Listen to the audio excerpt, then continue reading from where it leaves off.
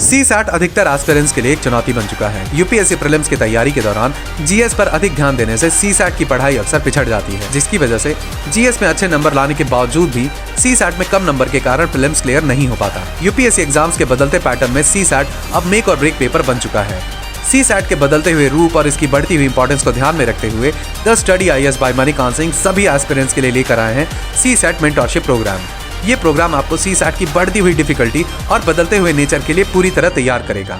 यहाँ आपकी comprehension skill को डेवलप करने के लिए कॉम्प्रिहेंशन सेगमेंट की सभी क्लासेस मणिकांत सर स्वयं लेंगे। इस प्रोग्राम के जरिए आप समझ पाएंगे एग्जाम की बदलती डिमांड को, डेवलप करेंगे क्रिटिकल और लॉजिकल थिंकिंग, क्वेश्चंस को मास्टर करने के लिए फॉर्मूला पर डिपेंडेंसी से आगे बढ़कर पाएंगे एब्सोल्यूट कंसेप्चुअल क्लैरिटी और इंटीग्रेट कर पाएंगे सी सैट प्रैक्टिस को अपनी डेली प्रिपरेशन में। इस प्रोग्राम में बिगिनर एस्पिरेंट्स की कंसेप्चुअल क्लैरिटी के लिए उन्हें मिलेगी पर्सनलाइज्ड अटेंशन। प्रोग्राम की क्लासेस शुरू हो रही हैं 16 नवंबर से हिंदी और 29 नवंबर से इंग्लिश मीडियम में। रजिस्ट्रेशन या जानकारी के लिए कॉल करें 7002070025।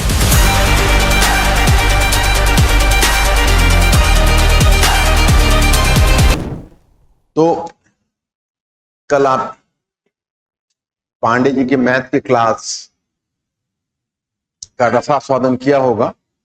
कल मैं आपको रीजनिंग के टीचर से ही मिलवाऊंगा। वो 1-2 दिन के लिए थोड़ा आउट स्टेशन थे, तो नाउ ही इज अवेलेबल। और बाकी कॉम्प्रिहेंशन का क्लास तो मैं स्वयं लूंगा।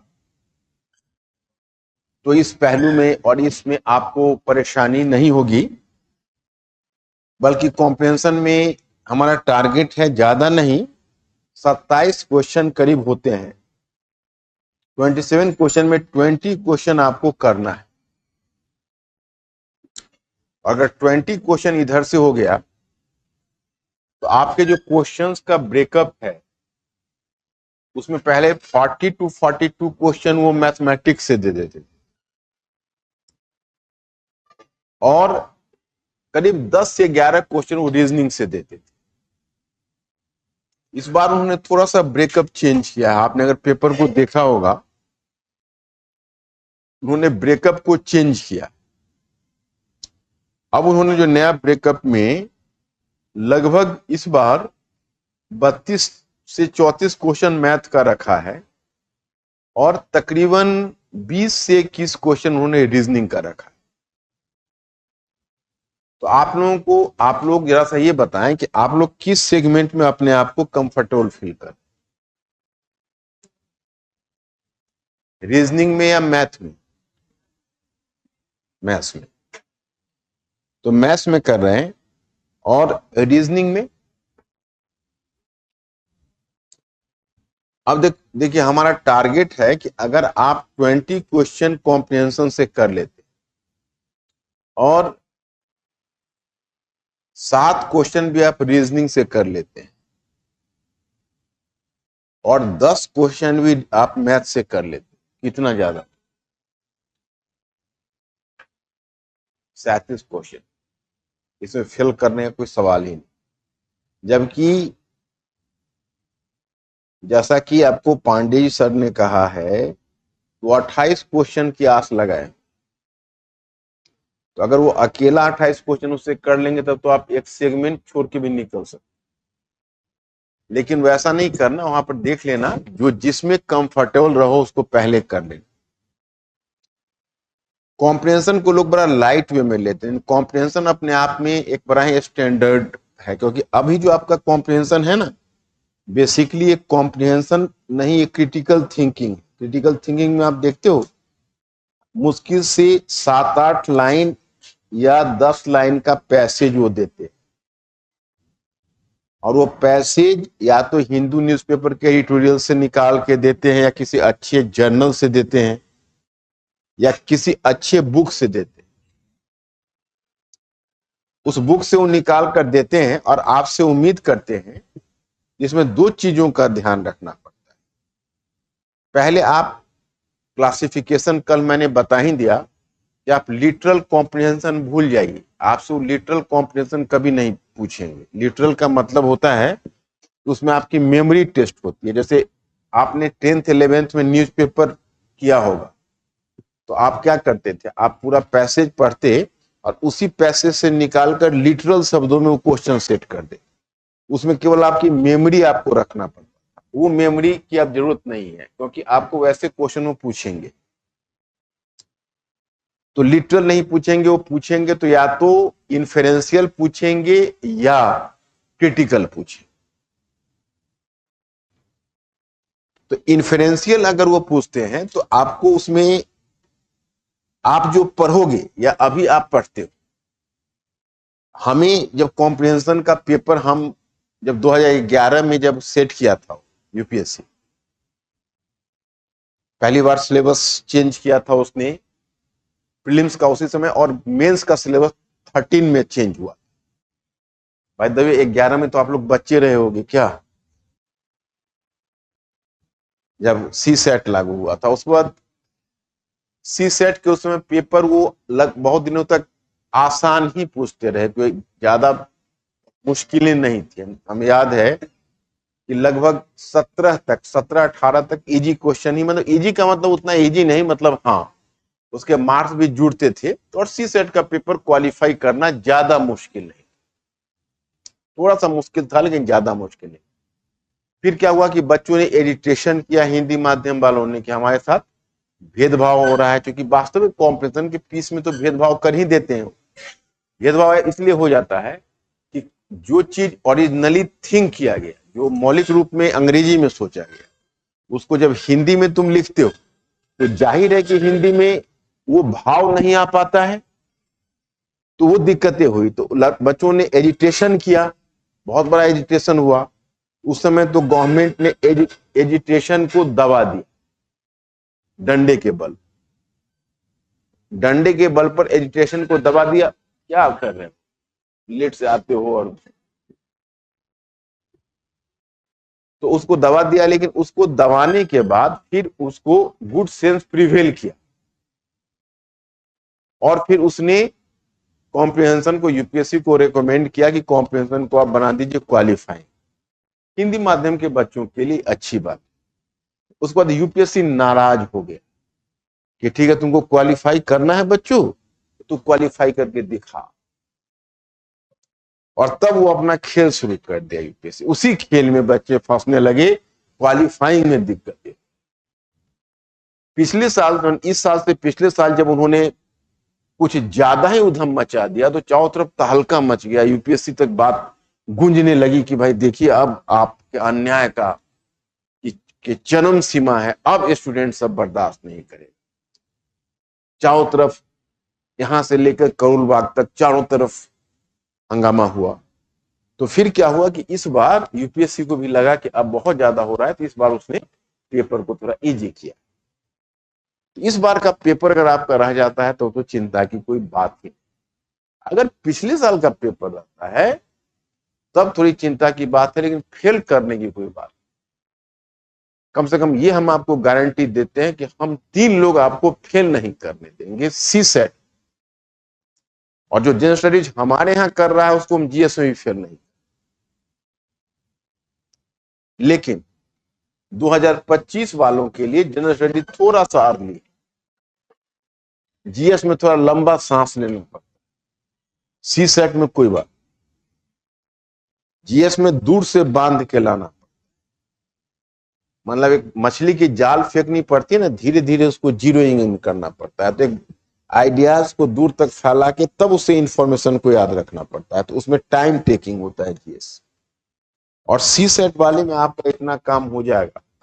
हाँ एक बात मैं बता दूं, सी सेट में मेरी महत्वाकांक्षा ये रही शुरू से, जब 2011 में लागू हुआ, क्योंकि स्टूडेंट्स का तो वैसे भी तुम देखते हो, चाहे वो अंग्रेजी माध्यम को हिंदी माध्यम, एक सच्चाई बाजार की है जो सिर्फ शायद मैं ही जान रहा या फिर स्टूडेंट्स ही समझ पा रहे, बीच में तीसरा कोई नहीं समझ पा, क्योंकि सभी स्टूडेंट को रिकमेंड करते हैं एक बुक पढ़िए।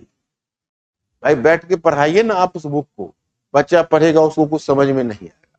बच्चा न्यूज़पेपर का आर्टिकल्स पढ़ता है, कुछ समझ में नहीं आता है। लोग कहते हैं कि इंडियन एक्सप्रेस पढ़िए, दैनिक जागरण पढ़िए। अरे भाई कोई भी जागरण में पढ़ूं, जिस समय मैं उसको पढ़ के रखता हूं तो वो फिर क्या होता है, वो काली अक्षर भैंस बराबर हो जाता। क्यों? क्योंकि you don't know how to read, आप हाउ टू रीड नहीं जानते हो। तो आप जब कॉम्प्रिहेंशन करने आते हो तो आपको क्वेश्चन दिखता ही नहीं, क्योंकि आप रीड करते हो तो आप तो वही पेपर की तरह से रीड करते हो, ऊपर ऊपर ऊपर, और क्वेश्चन में बड़ा क्लोज चॉइस। इस क्वेश्चन में क्या होता है कि सबसे पहले कॉम्प्रिहेंशन के लिए या न्यूज़पेपर आर्टिकल्स पढ़ते हो तो उसमें तुम फार्मूला लगाओ। फार्मूला है कि ये तो हो गया कि भाई क्लासिफिकेशन हो गया। पहले अगर लंबा सा कॉम्प्रिहेंशन होता था तो उसमें हम लोग ध्यान रखते थे कि उसके लिए हम लोग एक बताते थे फॉर्मूला, मतलब QSR, मतलब SQR, सर्वे करो और सर्वे करके क्वेश्चनिंग करो, बीच बीच में क्वेश्चनिंग करो और क्वेश्चनिंग करके रीडिंग। अब कॉम्प्रिहेंशन का साइज उतना बड़ा नहीं होता है तो उस फार्मूला को छोड़ देने की आवश्यकता है। हाँ, एक काम करो, जैसे तुम्हारा किसी कॉम्प्रिहेंशन में एक क्वेश्चन या मैक्सिमम 2 क्वेश्चन पूछते, तो पहले क्वेश्चन पढ़ लो तो मेंटली अलर्ट हो जाओगे, क्योंकि क्वेश्चन जब पढ़ोगे तो C और D तुमको नजर आएगा कि अरे ये इससे संबंधित। उसके बाद 2 टर्म है, एक टर्म आपने पढ़ा होगा मेरे वाले में, मैंने सबके पास मेरा मैटर है ना जो मैं निकल दिया, किसी के पास नहीं भी है, जो नहीं है तो हाथ उठाओ, और नहीं क्यों है उसकी मुझे पूरा एक्सप्लेनेशन चाहिए।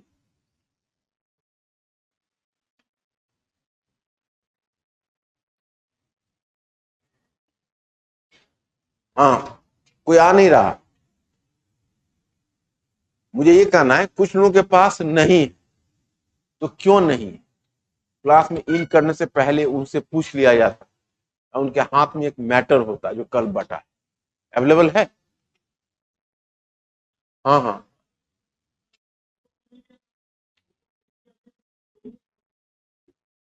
हाँ उनके लिए है तो अब मिल जाए, अब समय आ गया, अब कम मिलेगा।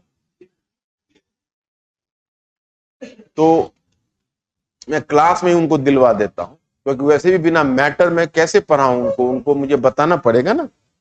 और इसीलिए रूल्स मैंने उसमें दिया था, कुछ रूल्स पढ़ा था आप लोगों ने। हाँ, अब जो घर पर छोड़ दिए होंगे दोबारा हाथ प्लीज मत उठाइएगा। नैतिक मूल्यों का पालन करते हुए अपने हाथ को नीचे रखिए।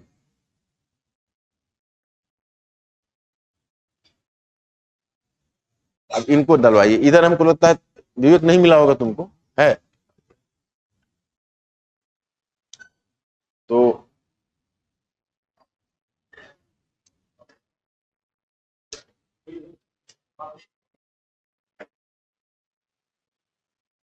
उधर दीजिए।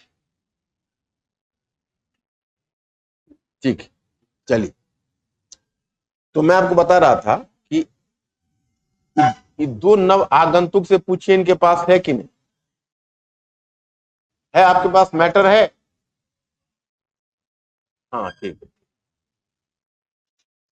अब आइए, अब 1 मिनट थोड़ा सा आप लोग अलर्ट होइए, क्योंकि मेरा फिर मैथ वाले आपके आएंगे, और कल मैं नहीं आऊंगा, कल मैं मैथ और रीजनिंग वाले को भेजूंगा। फिर जब मेरा क्लास जब रेगुलर होने लगेगा तो मैं आपको पहले ही प्रोग्राम बता दूंगा। आज मैं आपको केवल एक्टिवेट कर देता हूं कि कॉम्प्रिहेंशन में चाहिए क्या। तो अभी दोनों को पढ़ा, एक टर्म आपको मिला होगा स्कीमिंग, इसमें लिखा हुआ, आप उसको बल्कि उलट के देखिएगा, इसमें स्कैनिंग और स्कीमिंग 2 है। एक स्कैनिंग है और एक है स्कीमिंग। तो तुम लोग एक बात मिला के देखना, कई बार तुम ऐसे न्यूज़पेपर या कोई भी बुक खोलते हो और एक पेज पढ़ते हो तो तुम्हारा दिमाग कहीं और होता है, अलर्ट नहीं होता है। जो तुम पढ़ते हो आधे पेज पर जाते हो तब ध्यान आता है मैं क्या पढ़ रहा था, ऐसा होता है ना। तो फिर पलट के पीछे जाते हो और पीछे पलट के जाके अच्छा ये इकोनॉमी पर आर्टिकल है ना, ये बात आती है। उसमें क्या होता है कि एग्जाम हॉल में उतना टाइम तो होता नहीं है कि हम इस तरह से करें, तो दिमाग एकदम उसमें, एग्जाम हॉल में बहुत चालू हालत में भी दिमाग रहता है, बहुत चालू हालत में रहता है। और सबसे बड़ी बात क्या होती है कि पेपर नंबर फर्स्ट में तो जीएस ले लेते हैं, तो जनरल स्टडीज का ले लेते हैं, तो जनरल स्टडी तो तुम निचोड़ के रखा हुआ होता है। उसके बाद तुम जो कुछ भी खाओगे पियोगे कुछ भी करोगे तो एक बहुत बड़ी चिंता माथे पर सवार होती है कि जीएस में मेरे साथ क्या हुआ, क्योंकि हर आदमी अपने को लूटा हुआ सा फील करता है पहला पेपर में। तुम क्वालिफाई भी करने वाले होगे ना तो अभी तुम्हारा निचोड़ लेते हैं, और निचोड़ के जब थोड़ा सा लंच लोगे या हल्का सा लाइट फूड खाओगे और फिर जब सेकंड पेपर में आओगे, गर्मी भी काफी होती है और सेकंड पेपर में आओगे तो उस समय अब सी सेट का कॉम्प्रिहेंशन सब निकलने लगता है, मैथ्स निकलने लगता है, रीजनिंग निकलने लगता है, तो लगता है कि भाई नाले पे दाहला मार रहा है, उसमें जले पर नमक छिड़क रहा है, तो उसमें ऐसे पढ़ोगी तो दिखता नहीं है, ये दोनों नर्व जो है ना उसमें दर्द करने लगता है कई बार। तो फिर ये करोगे, फिर बीच में पानी पियोगे, पानी भी कितना पियोगे, तो उसमें हम बच्चों को सजेस्ट कर देते हैं कि थोड़ा एनर्जी ड्रिंक्स वगैरह कुछ रखा करना, कुछ ग्लूकोज वगैरह टाइप की चीजें जो इंस्टेंट एनर्जी दे दे उस समय। अब ये मत देखना कि भाई फैट जा रहा है, क्या जा रहा है, शरीर में कुछ जाए तो सही, तो कुछ एनर्जी ड्रिंक कुछ ऐसे पी के और लिक्विड से ज्यादा काम चलाना चाहिए। वो उसमें कॉम्प्रिहेंशन तुमको 26-27 पढ़ना होता है, कोई एंड होने का नाम ही, जैसे 2-4 मैथ होगा, 2-4 रीजनिंग होगी, तो पहले सेलेक्ट कर लो किसमें तुम ज्यादा कंफर्टेबल हो। अगर तुमको पूरा टाइम वहां मिल जाए इंसान को तो वैसे ही 5 क्वेश्चन वो ज्यादा कर लेगा, 10 क्वेश्चन। सबसे बड़ी नौबत तो आती है कि समय की बेहद कमी होती है और उसमें जल्दबाजी में काम करने में क्वेश्चन गलत होने की संभावना होती है। तो पहले तुम पैसेज को देख लो, स्कैनिंग का मतलब हुआ ऊपर का देख लो क्या है, शब्द क्या है, बीच में एक शब्द देख लो, लास्ट में एक शब्द। स्किमिंग का मतलब है एक लाइन ऊपर पढ़ लो, एक बीच में लाइन पढ़ लो, एक तीसरे, तो 1 मिनट के अंदर पता कर लो। अच्छा चलो ये भाई भारत में ये जुडिशियल सिस्टम से है, इतना तुमको पता चलेगा जुडिशियल सिस्टम के, तुरंत तुम क्वेश्चन पढ़ लो, क्वेश्चन पढ़। अच्छा जुडिशियल सिस्टम में पूछ रहा है, जुडिशियरी के रोल पर क्वेश्चन पूछ रहा है, हो गया, अब तुम पढ़ना शुरू करो, पेन लो उसमें। तब ये जब काम तुम्हारा हो जाए तो इस पैसेज को पढ़ के तुम सबसे पहले सेंट्रल आइडिया खोजो, इसमें सेंट्रल आइडिया क्या है। तो अगर सेंट्रल आइडिया तुम्हारे पकड़ में अगर आ गया ना तो क्वेश्चन, वो फिर कोई भी एबीसीडी में कोई भी क्वेश्चन पूछेंगे, क्वेश्चन तुम्हारे हाथों से नहीं निकलेगा। पैसेज बड़ा होता तो सेंट्रल आइडिया के साथ सब्सिडियरी आइडिया और सब्सिडी आइडिया के साथ एग्जाम्पल, ये तीनों को लेकर पकड़ना। कई बार क्या होगा कि जैसे सेंट्रल आइडिया होगा, सब्सिडी आइडिया होगा, एग्जाम्पल होगा, और बीच में एक दूसरे का संबंध रीजनिंग बेस्ड हो। मतलब रीजनिंग बेस्ड कैसे होगा, जैसे मैं आपको बताता हूं। जैसे तुम यहां पर देखोगे कि सभी मनुष्य मरणशील है ना, राम एक मनुष्य है इसलिए राम मरणशील है।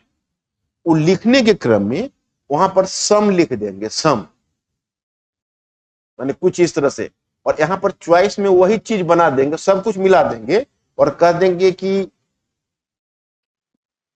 पाकिस्तान जाने वाले सभी लोग खतरे में पड़ सकते।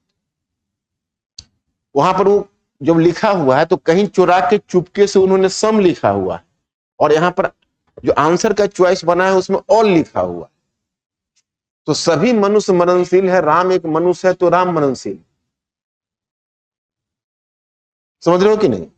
और सभी मनुष्य मरणशील है और राम एक मनुष्य है तो राम मरणशील है, तो सभी मरणशील मनुष्य है, यह सही होगा।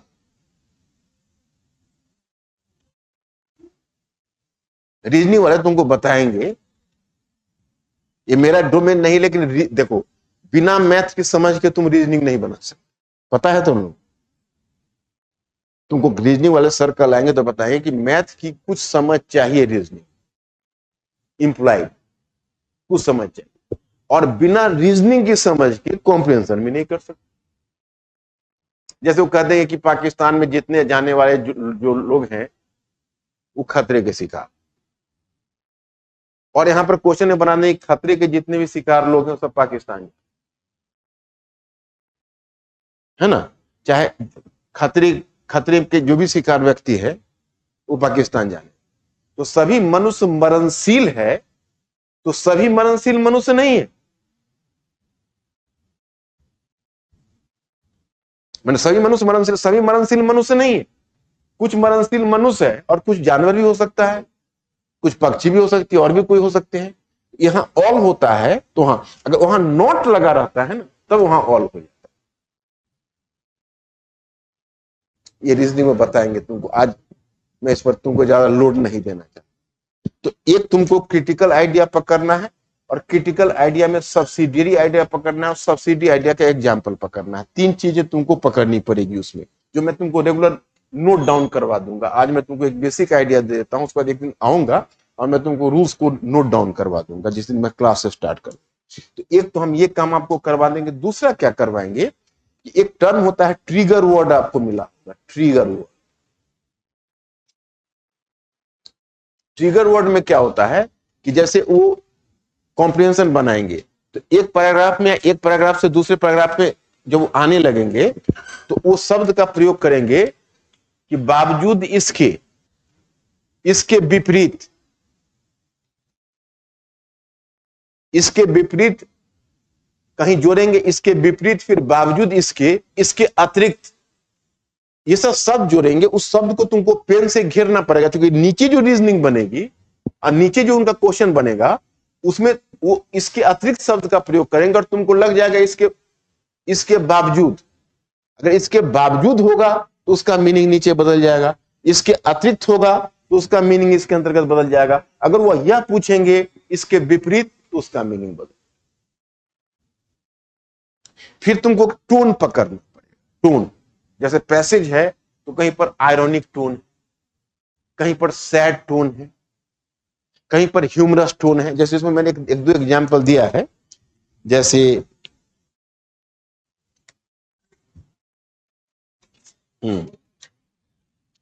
यहां पर मैंने एग्जाम्पल आपको दिया है कि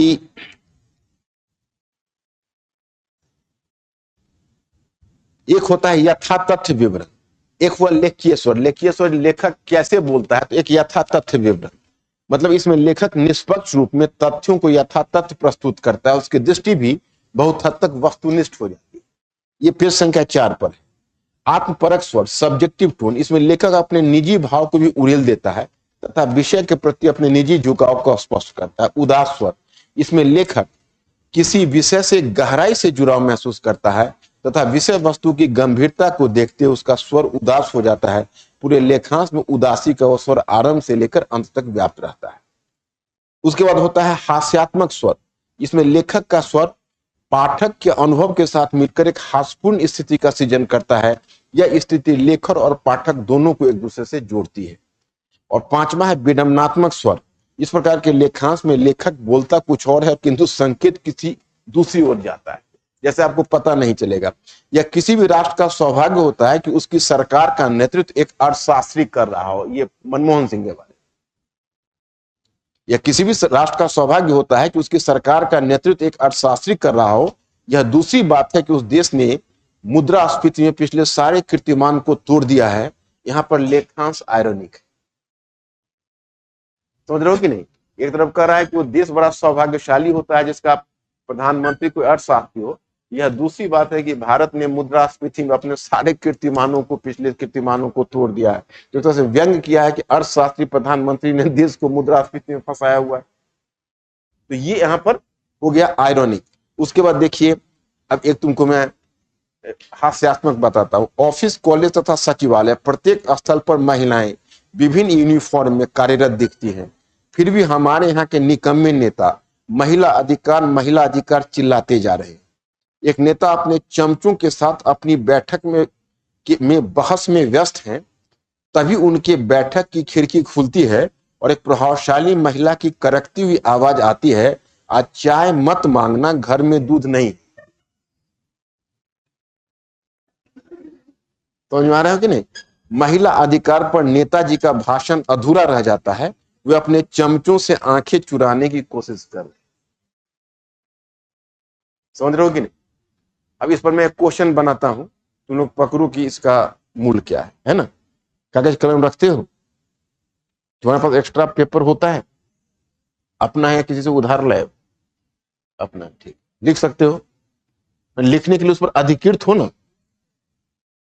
यह कह के तो कॉपी नहीं दी है कि देख भाई तुम उसी तरह लौटा देना है खाली जिस तरह से दे रहा हूं। तो एक चीज लिखो, उदाहरण यही है, उदाहरण 2 है, उदाहरण यही सामने। इसमें लिखो कि उपयुक्त उदाहरण का क्या संदेश है।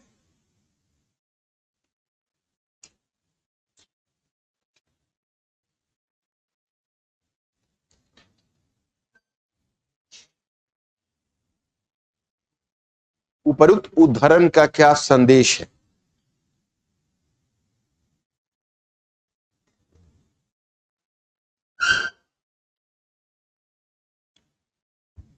चॉइस ए, महिला अधिकार का मुद्दा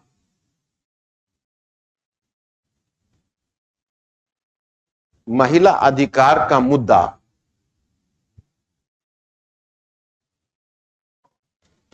वास्तविक मुद्दा नहीं है। वास्तविक मुद्दा नहीं है। पॉइंट बी, महिला ही नहीं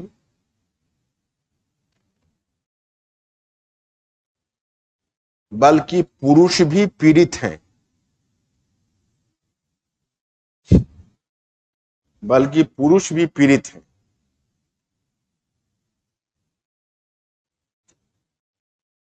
चॉइस सी,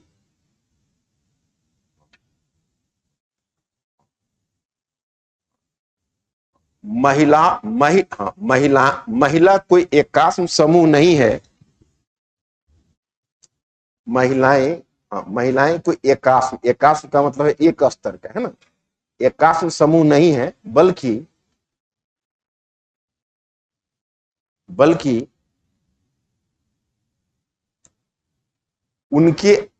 उनके बीच भी एक प्रकार का स्तर भेद है। उनके बीच भी एक प्रकार का स्तर भेद है।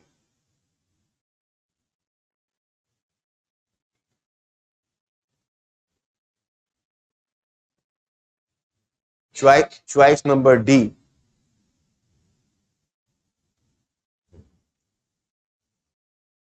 हाँ, लिखिए। हाँ, किसी भी प्रभावशाली व्यक्ति के लिए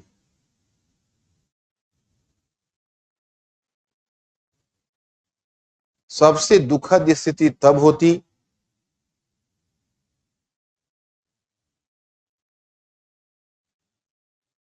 जब उसे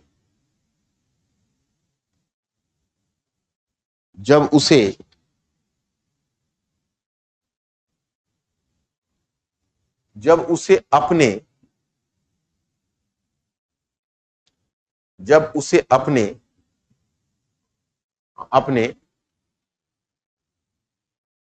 अधीनस्थ लोगों के समक्ष अधीनस्थ लोगों के समक्ष अपमानित होना पड़े।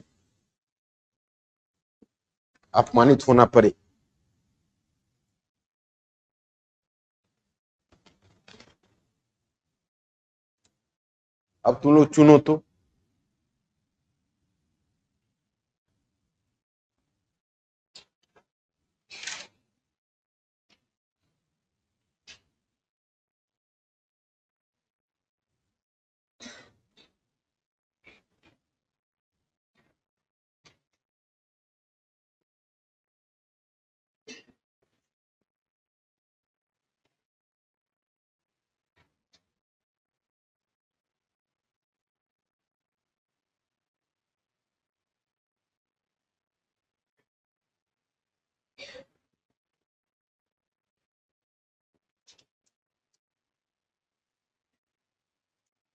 बोलना नहीं, मैं पूछूंगा। Choice a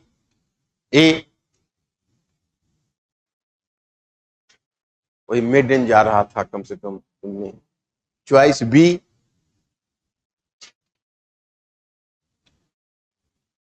choice C, choice D.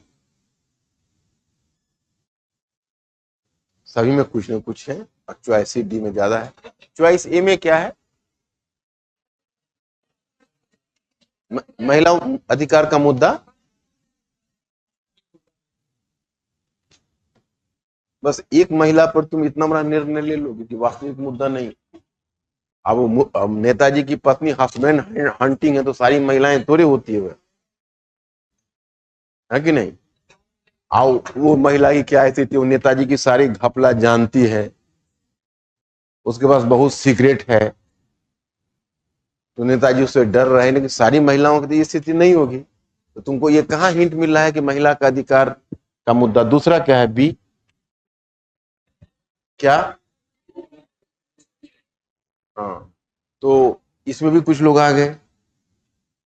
पुरुष भी पीड़ित क्या है? नेताजी तुमको पीड़ित लगते हैं, बैठ के बैठक खाने में बैठ के लेक्चर दे रहे थे, है ना। और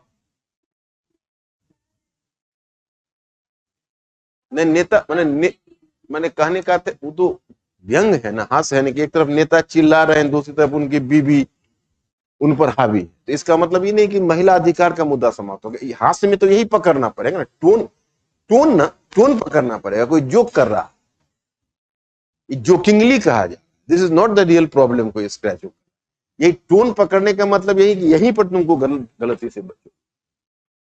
चॉइस नंबर डी में कौन है? डी नहीं, डी में कौन है? चॉइस डी में क्या है? चॉइस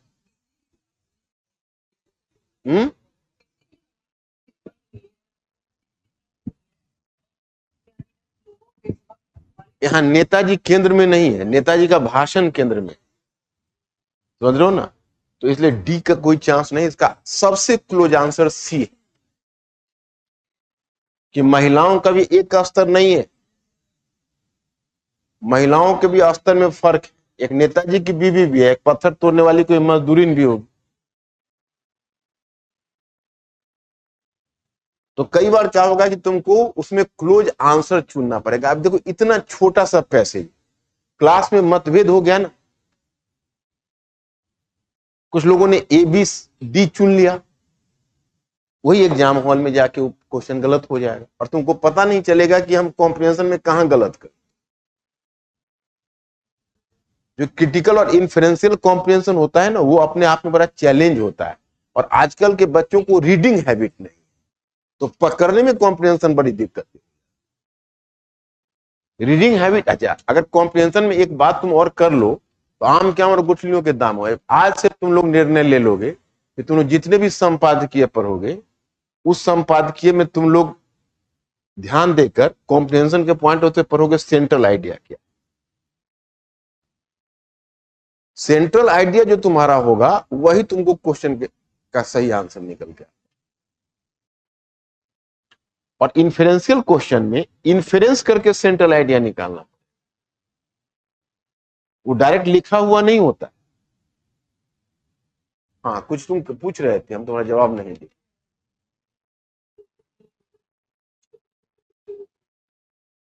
नेताजी बी में क्या है?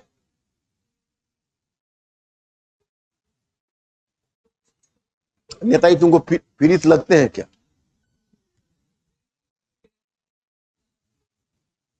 व्यंग का निकल रहा है, लेकिन ये व्यंग मेल नहीं खा रहा ना। पैसेज जो है वो नेताजी पर व्यंग कर रहा, नेताजी को पीड़ित नहीं बता। और व्यंग हमारा उत्तर नहीं है, उसमें भले ही व्यंग दिया हो, लेकिन हमें पकड़ना है उसका मूल भाव, कि व्यंग के पीछे का उद्देश्य पकड़ना है। और व्यंग के पीछे का उद्देश्य व्यंग नहीं, रियलिटी है। समझ रहे हो ना? धीरे धीरे प्रशिक्षित हो जाओगे। अभी गलत होगा, थोड़ा टच करेगा एक दो दिन, एक दो दिन इसलिए टच करेगा क्योंकि तुमने सोचा भी नहीं था कि कॉम्प्रिहेंशन में गलत हो सकता, इसलिए बहुत दिन तुम पचा नहीं पाओगे कि नहीं नहीं ऐसे कैसे होगा, मेरा कैसे गलत होगा। फिर धीरे धीरे रियलाइज।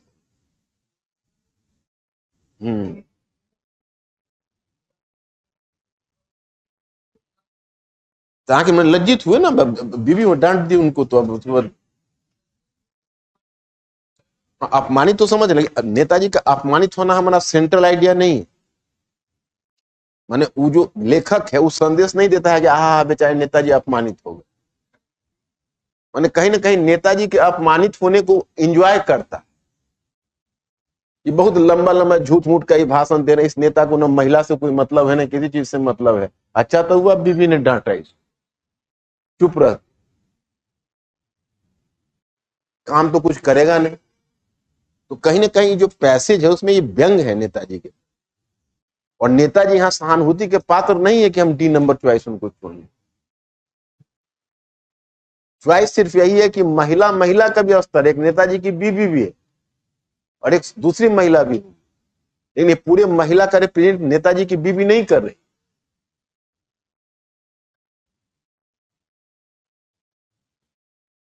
पचाना पड़ेगा तुमको गलती, समझ रहे हो ना। कॉम्प्रिहेंशन में 2-4 दिन ऐसा करना पड़ेगा, उसके बाद फिर प्रशिक्षित हो जाओगे। प्रशिक्षित हो जाओगे एक बार तो फिर तुम संपादकीय पढ़ो, कोई भी चीज पढ़ो तो उसको अच्छा। एक बस देखो, हम वहां पर मैथ वाले टीचर इंतजार कर रहे होंगे बेचारे। हम तुमको हालांकि जाने का मूड तो नहीं कर रहा, हालांकि मेरा तीसरा क्लास है तुम्हारा वाला क्लास, वो भी लगातार में। तो और चौथा क्लास इंतजार कर रहा है 5:30 बजे का, तो बीच में एक ब्रेक तो लेना ही पड़ेगा। तो ये केवल इस पैसेज को पढ़ के तुम थोड़ा सा आंसर खोज दो गद्यांश का। उधर उधर तीन को इन्फेरेंस है ना, इन्फेरेंशियल एक कॉम्प्रेशन पढ़ के जरा सा आंसर खोज दो, फिर आगे का आगे देख लेंगे। गद्यांश में जॉन ने बड़े शौक से एक मकान बनवाया था, इसको पढ़ो। पेज संख्या 5 पर है।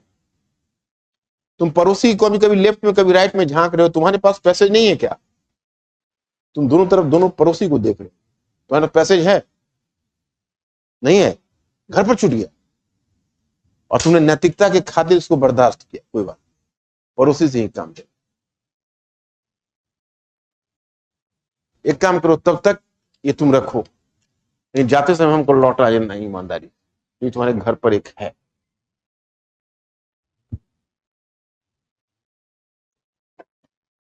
अब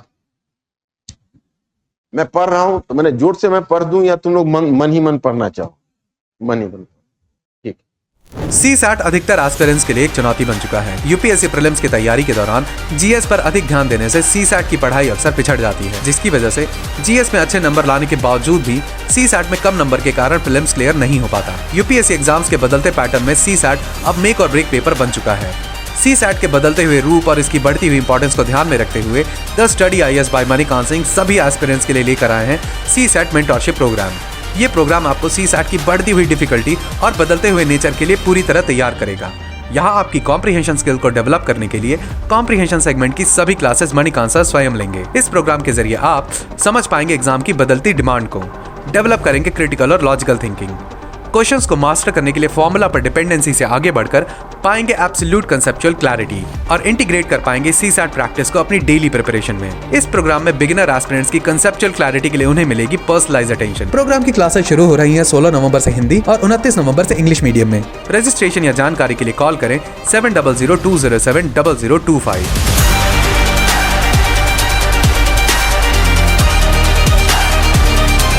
देखो इसका 2 पार्ट है। एक है जेम्स मिल वाला। पहला क्वेश्चन है, जेम्स मिल के द्वारा शीशे के बने जेल खाने की अवधारणा से क्या संकेतित हो रहा? Choice a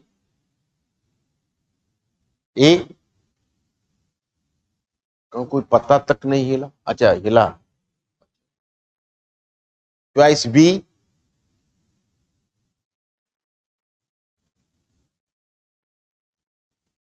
choice C and choice D.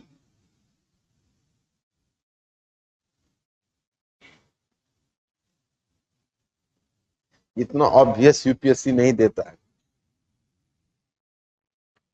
बेहतर निरीक्षण और पारदर्शिता समाज में शांति और व्यवस्था स्थापित करेगी। Choice C is the correct. ये जेम्स मिल वाला। अब क्वेश्चन नंबर 2, लेखक अपने संदर्भ में धोखाधड़ी का दृष्टांत देकर निम्नलिखित में क्या सिद्ध करना चाहता है?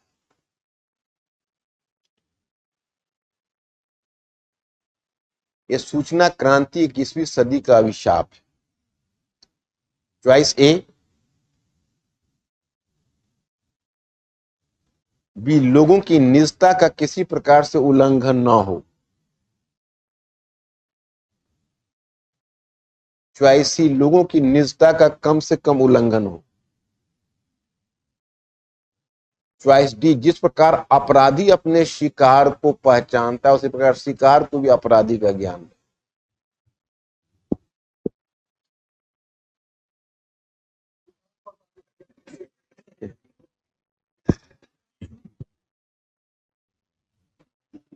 अब मैं क्या उत्तर करूं, तुमने की भावना को ठेस पहुंचेगी। तो मतलब यह है कि वो भी तुमको जाने या तुम भी जानोगे अच्छा निकाल रहे हो, मतलब तुमको निकाल रहा हो तुम भी देखोगे अच्छा निकाल रहे हो, हम घर पर पहुंचेंगे। देखो इसका इन्फ्रेंशियल आंसर है कि लोगों की निजता का कम से कम उल्लंघन। ना तो सूचना क्रांति 21वीं सदी का अभिशाप है, लोगों को निजता का किसी प्रकार से उल्लंघन ना हो, यह संभव ही नहीं। सूचना प्रौद्योगिकी के युग में यह संभव नहीं।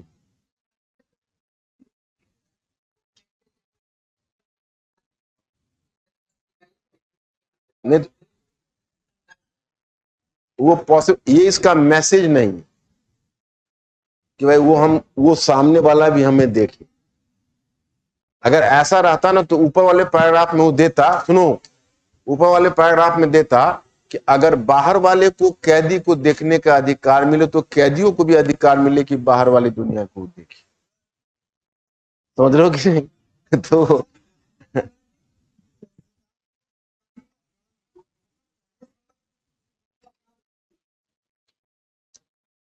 ये इसका मैसेज नहीं है ना, वो तो बहुत अच्छी बात है, लेकिन इसका मैसेज वो नहीं है ना कि शिकार को अपराधी का ज्ञान। ये जान रहा है कि शिकार को अपराधी मतलब शिकार को मतलब अपने अपराधी का ज्ञान होना ही संभव नहीं, क्योंकि जो आदमी अपराधी है उसका काम यही है कि तुम्हारे पीछे ही पड़ा हुआ है, तुम उसके पीछे उस तरह पड़ोगे जो तुमको ज्ञान होगा। तुमको भी दिन रात लग के देखना पड़ेगा कि हमेशा अपना देखो देखो देखो निकल रहा है, तो तुम शहर से बाहर हो, तुम अपने किसी काम में हो, तुम्हारा खाते से किसी ने 25,000 निकाल लिया, तुम कैसे ज्ञान करो? तो ये इसका मैसेज नहीं है। देखो बच्चों, मैं समझ रहा हूं कि अभी शुरू में तुम लोगों को लगेगा, हम लोग जब करेंगे ना, हम नियम बता देंगे, फिर उसके बाद जो कवर करेंगे ये सब चुटकी बजाते हो जाएगा। तो इसलिए मैं दावा करता हूं कि 27 से 20 तो तुम कर ही लोगे। हम पूरी टीम तुमको सी सेट तो क्वालिफाई 100% करवा देंगे, उसमें कोई दिक्कत नहीं। सी सेट के इस क्लास में तुम मान के चलो कि तुम अगर क्वालिफाई नहीं किए, दो ही शर्त पर नहीं करोगे, या तो तुम क्लास से बंक मारोगे या हार्डवेयर नहीं होगा।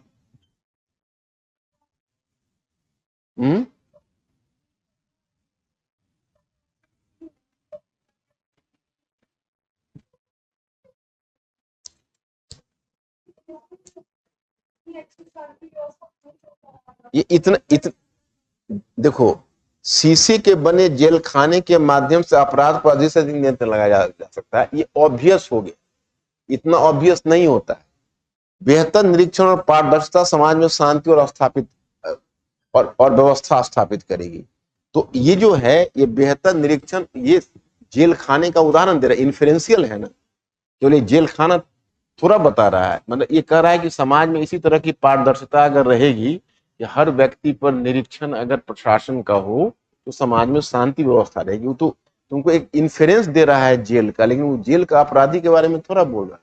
इसका तो बृहत्तर मीनिंग, इन्फ्रेंशियल में तो यही होता है कि वो उस जिसके बारे में कहता रहता है उससे इन्फर करके कुछ और बातों का संकेत देता है।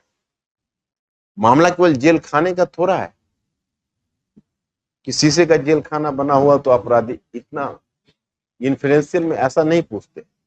इसका सी आंसर। कोई नहीं, तुम लोग डिस्टर्ब मत हो, हम आएंगे फिर तो कवर कर लेंगे। और अब तुम्हारे मैथ वाले शिक्षक बैठे हुए हैं, कल मैं वैसे आऊंगा, लेकिन कल मैं मैथ और रीजनिंग वाले को ही करूंगा। फिर मैं अपना डेट दे दूंगा तुम लोगों को, आगे का डेट बता देंगे रेगुलर होने का। और मैं समझता हूं कि तुम लोगों का सी सेट का क्लास 4 से 5 दिन रखवाता हूँ, 4 दिन या 5 डेज, क्योंकि मुझे लगता है कि बहुत ज्यादा लोड देना ठीक नहीं है। आराम आराम से प्रैक्टिस करते चलो, मैथ का, रीजनिंग का, सबका। लेकिन वो मैं आपको बता दूंगा 4 डेज या 5 डेज रहेगा, जो हम लोग कैलकुलेट कर लेते हैं कि उसके मुताबिक आपका रहेगा, है ना। तो कॉम्प्रिहेंशन सीख जाओगे। कॉम्प्रिहेंशन में 27 में 20 करवाना मेरा काम है, वो एग्जाम में हो जाएगा, है ना। So that's all. आप सभी लोगों को एसपी पांडे का नमस्कार। मैं द स्टडी आईएएस के प्लेटफॉर्म पे आप सभी लोगों का हार्दिक स्वागत करता हूं। सी सेट सेशन में आज हमारी दूसरी क्लास है।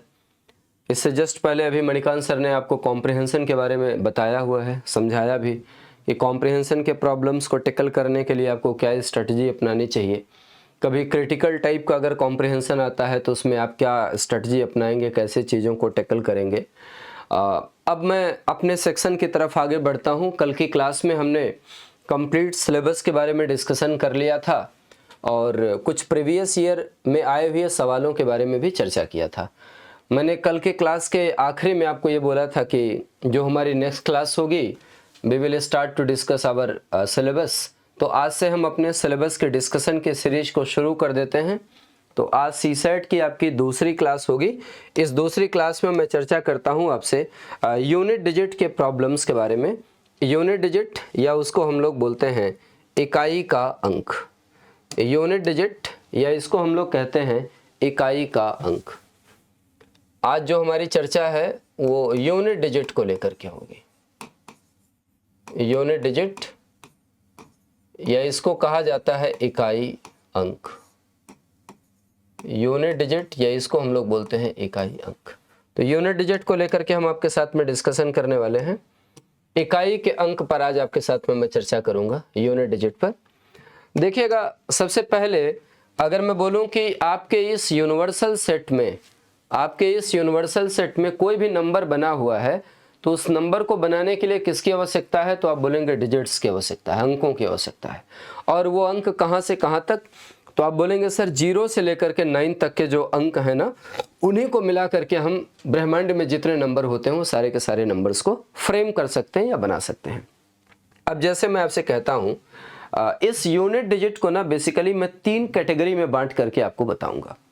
3 कैटेगरी में बांट करके बताऊंगा, लेकिन उससे पहले सबसे बेसिक बात जो आपको बताना चाह रहा हूं उसको सुनिएगा। अच्छा, मान लीजिए मैंने आपसे ऐसे कहा कि सर एक काम करो, 15 को आप 8 से मल्टीप्लाई करो, 15 को 8 से मल्टीप्लाई करो, बताओ क्या वैल्यू आएगी।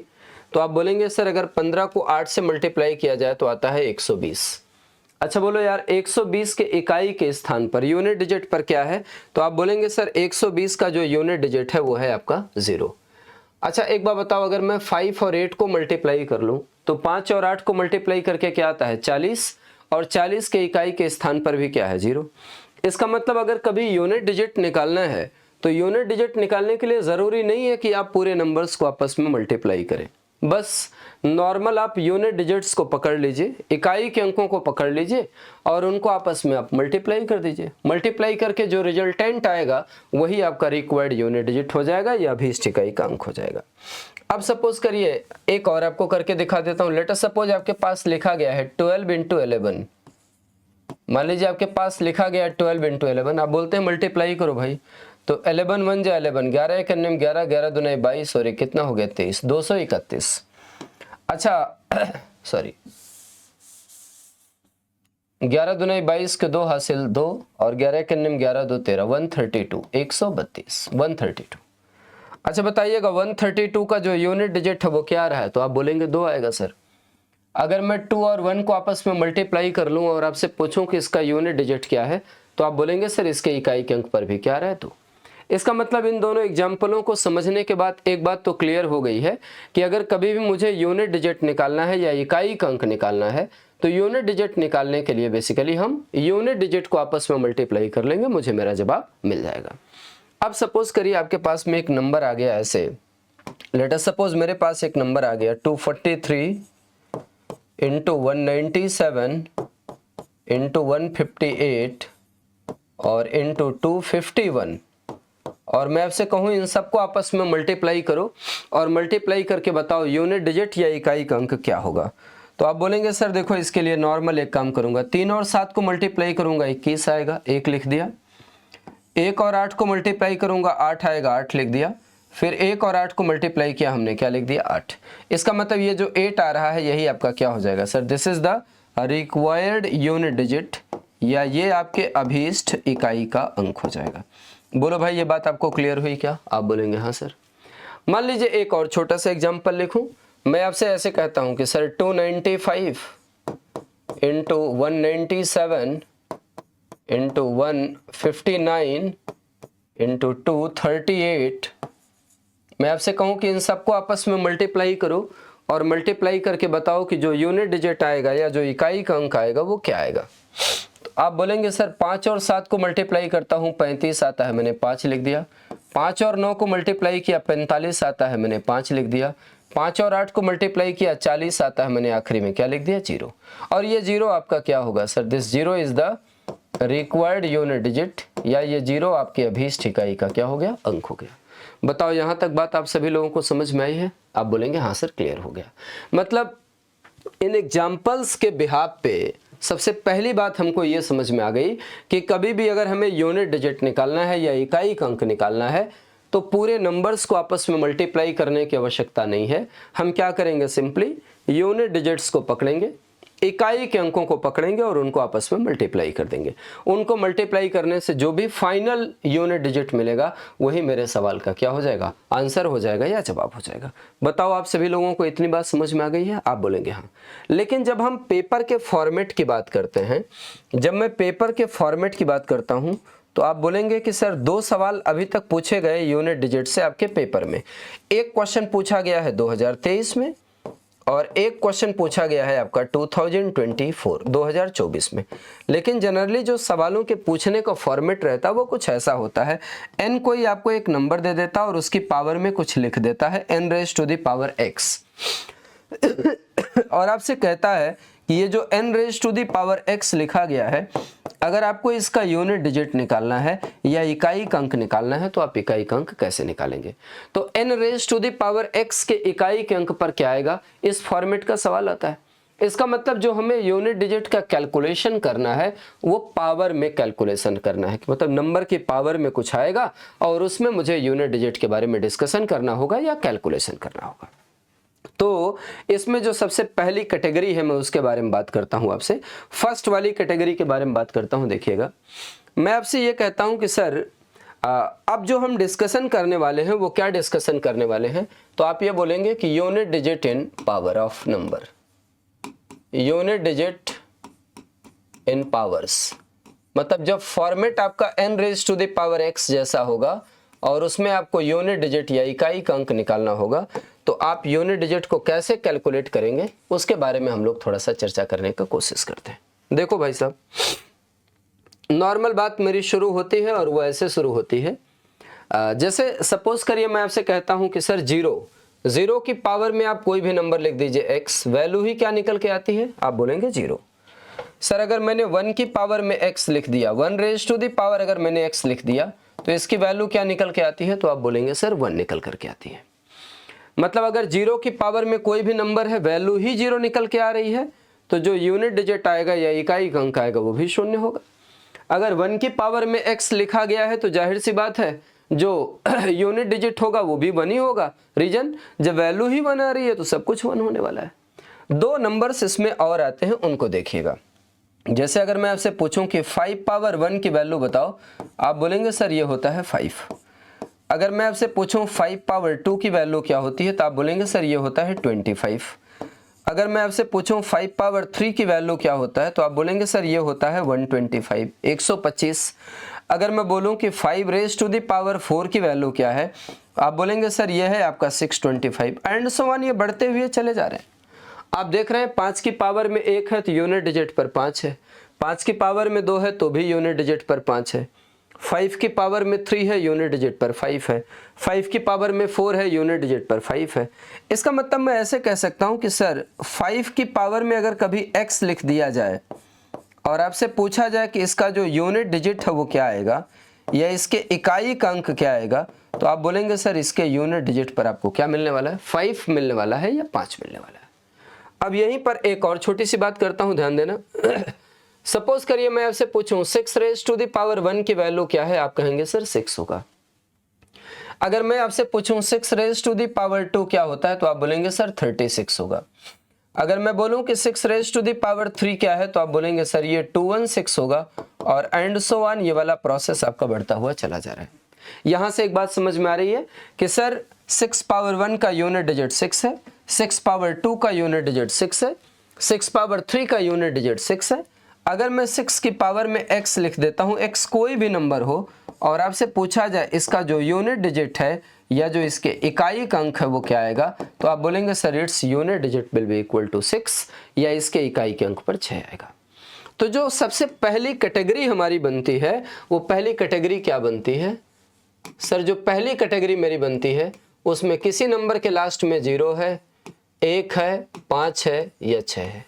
अगर किसी नंबर के लास्ट में 0 है उसकी पावर में मैं कोई भी नंबर लिख दूं x, तो जो यूनिट डिजिट है वो क्या रहेगा, 0 का 0, 1 का 1, 5 का 5 और 6 का 6। मतलब इस कंडीशन में जो आपका यूनिट डिजिट है वो सेम रहता है। सर इस कंडीशन में जो यूनिट डिजिट है या जो इकाई का अंक है वो सेम रहता है। सर यूनिट डिजिट या इकाई का अंक ये क्या रहता है, दिस बिकम्स सेम। मतलब 0 का क्या रहेगा, 0 रहेगा, 1 का क्या रहेगा, 1 रहेगा, 5 का क्या रहेगा, 5 रहेगा और 6 का क्या रहेगा, 6 रहेगा। मतलब फॉर एग्जाम्पल अगर एक उदाहरण के लिए मैं आपके पास एक नंबर लिखूं ऐसे फॉर एग्जाम्पल अगर मैं एक नंबर आपके लिए ऐसे लिखूं कि n is equal to, let us suppose मैंने ऐसे लिख दिया कि सर एक नंबर है n इज इक्वल टू 2376 की पावर 197 इंटू 255 की पावर 154 और मैं आपसे पूछूं कि इसका यूनिट डिजिट या इसके इकाई का अंक क्या होगा, तो आप ऐसे कहेंगे कि सर देखो इसके लास्ट में क्या है 6, तो यूनिट डिजिट हमेशा क्या होगा 6 होगा। इसके लास्ट में आपका क्या है 5, तो यूनिट डिजिट हमेशा क्या होगा 5। इनको आपस में मल्टीप्लाई करना है। सर 6 और 5 को मल्टीप्लाई करिएगा तो क्या आएगा 30 और जो 30 के इकाई के स्थान पर है वो क्या है 0। ये 0 आपका क्या हो जाएगा, तो आप बोलेंगे sir this 0 will be unit digit या ये आपके इकाई के अंक पर आ जाएगा। बोलो भाई बात क्लियर हुई क्या। इसी प्रकार कोई भी एग्जाम्पल लिखता हूं कि अगर लास्ट में मेरे को 0 मिलेगा, 1 मिलेगा, 5 मिलेगा या 6 मिलेगा, तो जो यूनिट डिजिट होगा या इकाई का अंक होगा वो आपका क्या होगा, सेम रहने वाला है। 0 का 0 होगा, 1 का 1 होगा, 5 का 5 होगा और 6 का 6 होगा। दोस्तों उम्मीद करता हूं आपको मेरी इतनी बात समझ में आई होगी। अब चलिए मैं आपको लेकर के चलता हूं अगला केस या अगली कैटेगरी, जिसमें मैं डिस्कस करूंगा 4 और 9 के बारे में। और आज की क्लास में जो मेरी मेन चर्चा का विषय होगा ये 4 और 9 का डिस्कशन होगा पावर में। देखिएगा इधर, मान लीजिए मैंने ऐसे लिख दिया कि 4 की पावर में 1 लिखा गया है। अगर मैं पूछूं इसका यूनिट डिजिट इकाई का अंक क्या आएगा, तो आप बोलेंगे सर 4 होगा।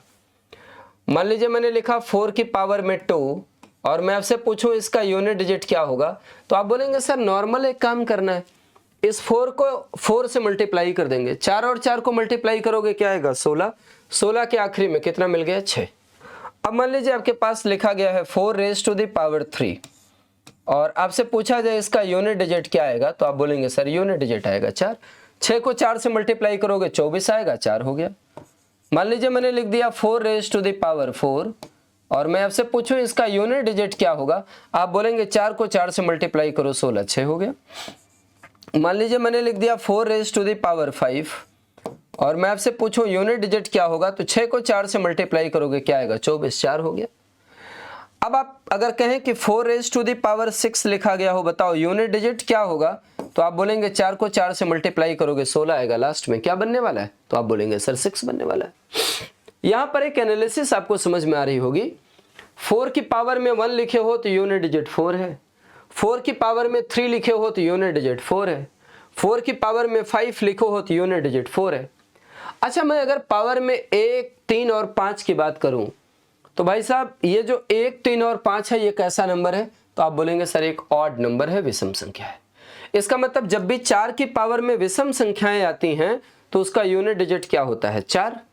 और इसके रिवर्स में अगर मैं देखूं 4 की पावर में जब भी आपने इवन नंबर रखा है तो यूनिट डिजिट क्या आया हुआ है 6। तो एक बात ये समझ में आ गई। यहां पर अगर मैं रिमार्क बना करके एक चीज लिखूं तो मैं ऐसे बोल दूंगा, सर अगर इसको मैं रिमार्क बनाऊं तो एक रिमार्क करके पॉइंट ये बनाऊंगा कि सर अगर कभी भी 4 की पावर में ऑड नंबर आ जाए, कभी भी 4 की पावर में ऑड नंबर आ जाए, ऑड नंबर को क्या बोलते हैं विषम संख्या, तो जब भी 4 की पावर में ऑड नंबर आएगा तो इसका जो यूनिट डिजिट होगा इकाई का अंक, सर वो यूनिट डिजिट आपका क्या हो जाएगा 4। और अगर कभी भी 4 की पावर में आपका इवन नंबर आ जाए, सम संख्या, तो सर जब भी 4 की पावर में इवन नंबर होगा तो इसका जो यूनिट डिजिट आएगा, इकाई अंक, सर उसके यूनिट डिजिट पर आपका क्या आ जाएगा, तो आप बोलेंगे 6 आ जाएगा। उम्मीद करता हूं आपको मेरी ये बात क्लियर हुई होगी। जो कैटेगरी 4 का चलता है वही कैटेगरी आपका 9 का भी चलता है। आइए 9 के केस को उठा के देखता हूं। अगर मैं आपसे पूछूं 9 रेज़ टू द पावर 1 का बताओ यूनिट डिजिट क्या होगा, आप बोलेंगे सर 9 होगा। अगर मैं पूछूं 9 रेज़ टू द पावर 2 का यूनिट डिजिट क्या होगा, तो आप बोलेंगे सर 1 होगा। कैसे?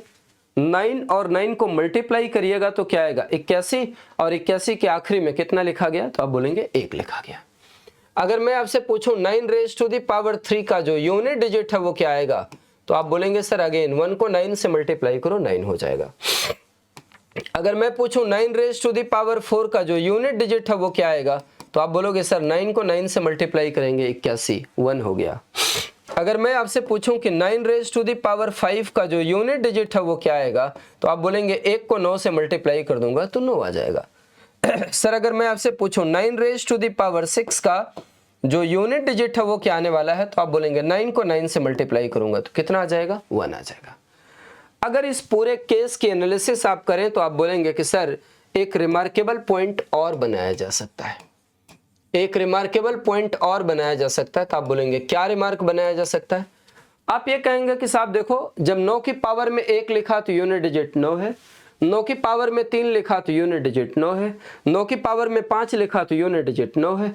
इसका मतलब जब भी 9 की पावर में मैंने ऑड नंबर लिख दिया, 9 की पावर में मैंने ऑड नंबर लिख दिया, तो सर इसका जो यूनिट डिजिट आ गया वो कितना आ गया, तो आप बोलेंगे 9। और जब इसके रिवर्स में चलता हूं, 9 की पावर 2 लिखा, 4 लिखा, 6 लिखा, तो जब भी 9 की पावर में इवन नंबर है तो इसका यूनिट डिजिट क्या होने वाला है, 1। तो सर जब भी 9 की पावर में इवन नंबर सम संख्या लिखी जाएगी, तो 9 की पावर में इवन नंबर लिखने पर जो यूनिट डिजिट आपको मिलेगा वो यूनिट डिजिट क्या मिलेगा, 1 मिलेगा। तो अगर इन दोनों को मैं एक जगह व्यवस्थित करके लिखना चाहूं तो शायद इसको ऐसे लिख सकता हूं कि सर कभी भी अगर हमारे सामने 4 और 9 का केस चलता है तो यहां पर बेसिकली ऑड और इवन चलता है। कभी भी 4 और 9 का केस चलता है तो बेसिकली यहां पर क्या चलता है, ऑड और इवन। अगर 4 लास्ट में है किसी नंबर के, उसकी पावर में ऑड लिख दिया गया तो यूनिट डिजिट पर 4 आएगा, और अगर इवन लिख दिया गया तो यूनिट डिजिट पर 6 आएगा। सेम अगर किसी नंबर के लास्ट में 9 लिखा गया है, अगर पावर में ऑड नंबर है तो यूनिट डिजिट पर 9 आएगा, और अगर पावर में इवन नंबर है तो यूनिट डिजिट पर क्या आएगा, 1 आएगा। 9 की पावर में ऑड नंबर है तो यूनिट डिजिट पर 9 आएगा, और 9 की पावर में इवन नंबर है तो यूनिट डिजिट पर क्या आएगा, 1 आएगा। ये एक बेसिक प्रोफार्मा बन करके हमारे लिए तैयार हो गया। मैं उम्मीद करता हूं कि आपको ये वाली बात अच्छे से क्लियर हुई होगी और आपने शायद इस पॉइंट को समझ भी लिया होगा। आगे चल करके जब भी एप्लीकेशन में इन चीज़ों की ज़रूरत पड़ेगी तो आप इसको व्यवस्थित तरीके से बता पाएंगे। कई बार आपको लगता है कि सर कैसे समझूं ऑड और इवन में, तो आपको 4 और 9 की एक कैटेगरी 2 समझ में आ गई है। सर दिस इज कैटेगरी 2, ये आपकी सेकंड कैटेगरी है, सेकंड कैटेगरी है, कैटेगरी 2 है। अब मान लीजिए किसी ने कहा 4 की पावर ऑड नंबर, तो ऑड के लिए आप 1 लिख दो, 4 की पावर में 1 लिखोगे तो यूनिट डिजिट पर क्या आएगा, 4। और अगर इवन की कोई बात करता है तो 4 की पावर में 2 लिख दो, 4 की पावर में अगर आप 2 लिखोगे तो 4 की पावर 2 क्या होता है, 16, 16 के आखिरी में क्या आता है, 6। बोलो भाई एग्री करते हो इस बात से? आप बोलेंगे जी सर बिल्कुल एग्री करता हूं। अब अगर मैं बात करूंगा 9 का, 9 की पावर में 1 लिखोगे तो यूनिट डिजिट पर क्या आएगा, 9, और अगर आप 9 की पावर में 2 लिखोगे तो यूनिट डिजिट पर आपका क्या आएगा, तो आप बोलेंगे सर 1 आएगा। बोलो एग्री करते हो? आप बोलेंगे हाँ सर। अच्छा चलो, अगर इतनी बात आपको क्लियर हो चुकी है तो आइए कुछ बेसिक प्रॉब्लम्स तो एक बार करने का कोशिश करते हैं। CSAT अधिकतर एस्पिरेंट्स के लिए एक चुनौती बन चुका है। यूपीएससी प्रीलिम्स की तैयारी के दौरान जीएस पर अधिक ध्यान देने से CSAT की पढ़ाई अक्सर पिछड़ जाती है, जिसकी वजह से जीएस में अच्छे नंबर लाने के बावजूद भी CSAT में कम नंबर के कारण प्रीलिम्स क्लियर नहीं हो पाता। यूपीएससी एग्जाम्स के बदलते पैटर्न में CSAT अब मेक और ब्रेक पेपर बन चुका है। CSAT के बदलते हुए रूप और इसकी बढ़ती हुई इंपॉर्टेंस को ध्यान में रखते हुए the Study IAS by Manikant Singh सभी एस्पिरेंट्स के लिए लेकर आए हैं CSAT मेंटरशिप प्रोग्राम। ये प्रोग्राम आपको CSAT की बढ़ती हुई डिफिकल्टी और बदलते हुए नेचर के लिए पूरी तरह तैयार करेगा। यहाँ आपकी कॉम्प्रिहेंशन स्किल को डेवलप करने के लिए कॉम्प्रिहेंशन सेगमेंट की सभी क्लासेस मणिकांत सर स्वयं लेंगे। इस प्रोग्राम के जरिए आप समझ पाएंगे एग्जाम की बदलती डिमांड को, डेवलप करेंगे क्रिटिकल और लॉजिकल थिंकिंग, क्वेश्चंस को मास्टर करने के लिए फॉर्मूला पर डिपेंडेंसी से आगे बढ़कर पाएंगे एब्सोल्यूट कंसेप्चुअल क्लैरिटी और इंटीग्रेट कर पाएंगे सीसैट प्रैक्टिस को अपनी डेली प्रिपरेशन में। इस प्रोग्राम में बिगिनर एस्पिरेंट्स की कंसेप्चुअल क्लैरिटी के लिए उन्हें मिलेगी पर्सनलाइज्ड अटेंशन। प्रोग्राम की क्लासेस शुरू हो रही हैं 16 नवंबर से हिंदी और 29 नवंबर से इंग्लिश मीडियम में। रजिस्ट्रेशन या जानकारी के लिए कॉल करें 7002070025।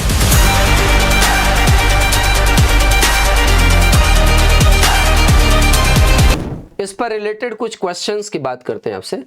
जैसे मैं आपसे कहता हूं कि find out unit digit of, question की बात करता हूं मैं आपसे, मैं ऐसे लिख देता हूं कि find out unit digit of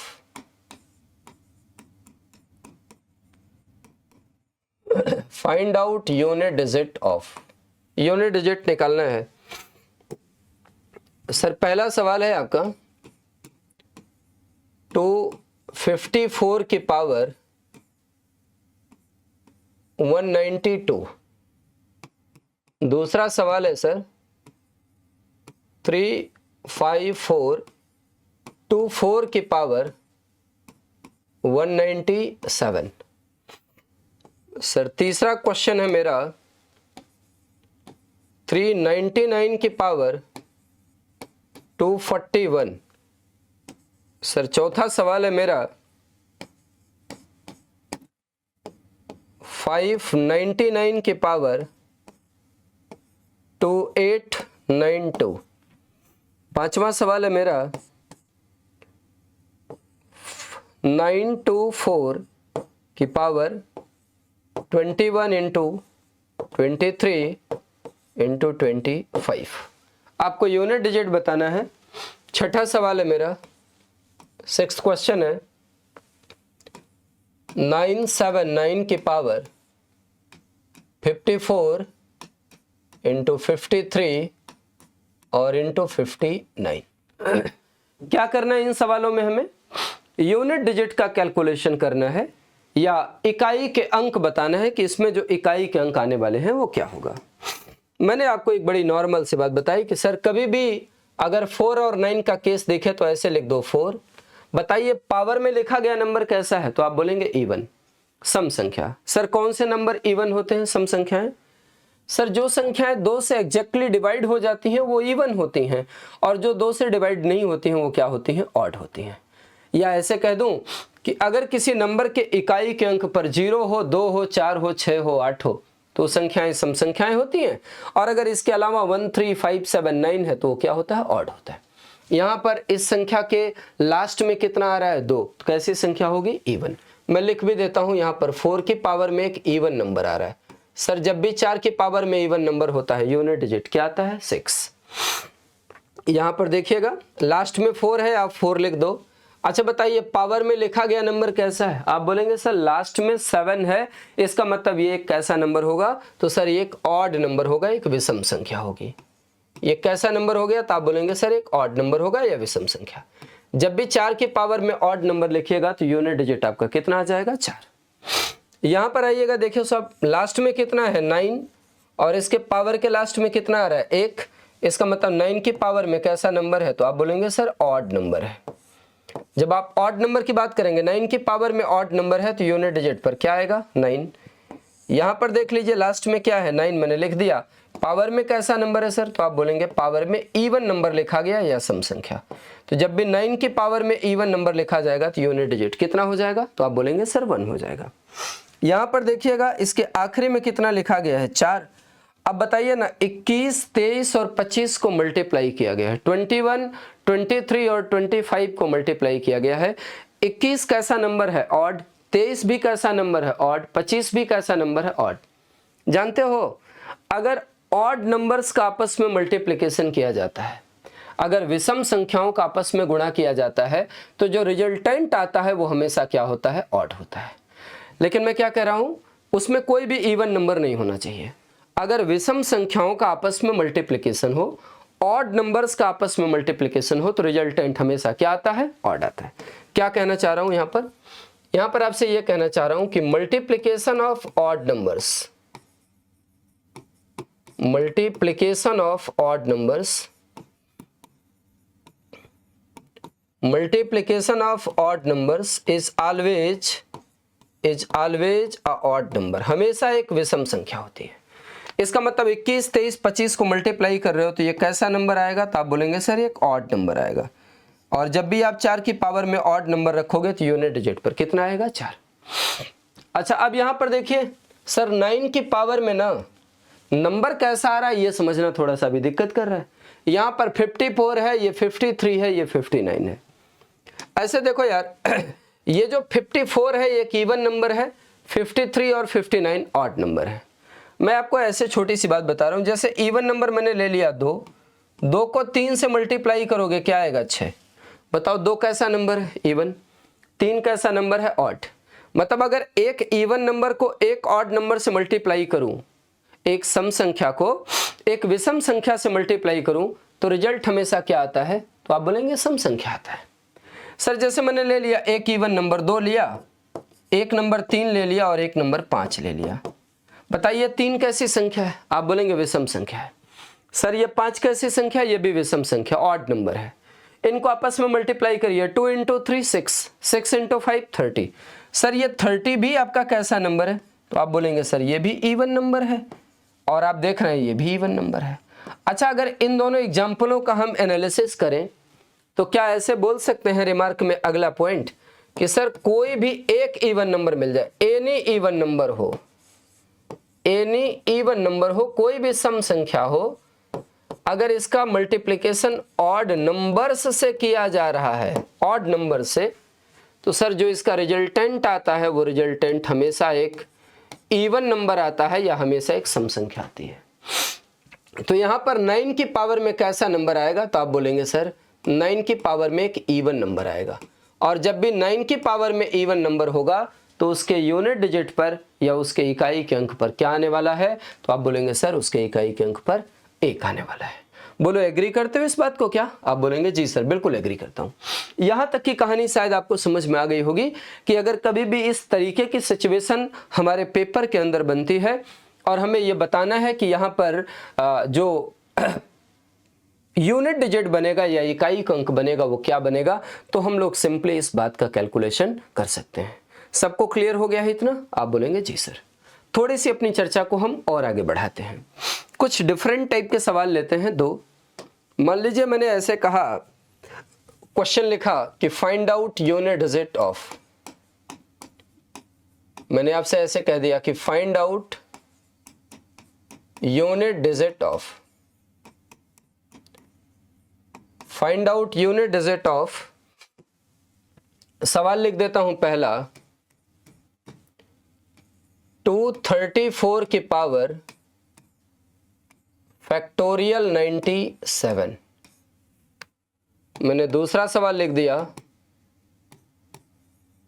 584 की पावर फैक्टोरियल 23 और इंटू फैक्टोरियल 27। हमने तीसरा सवाल लिख दिया 299 की पावर फैक्टोरियल 81।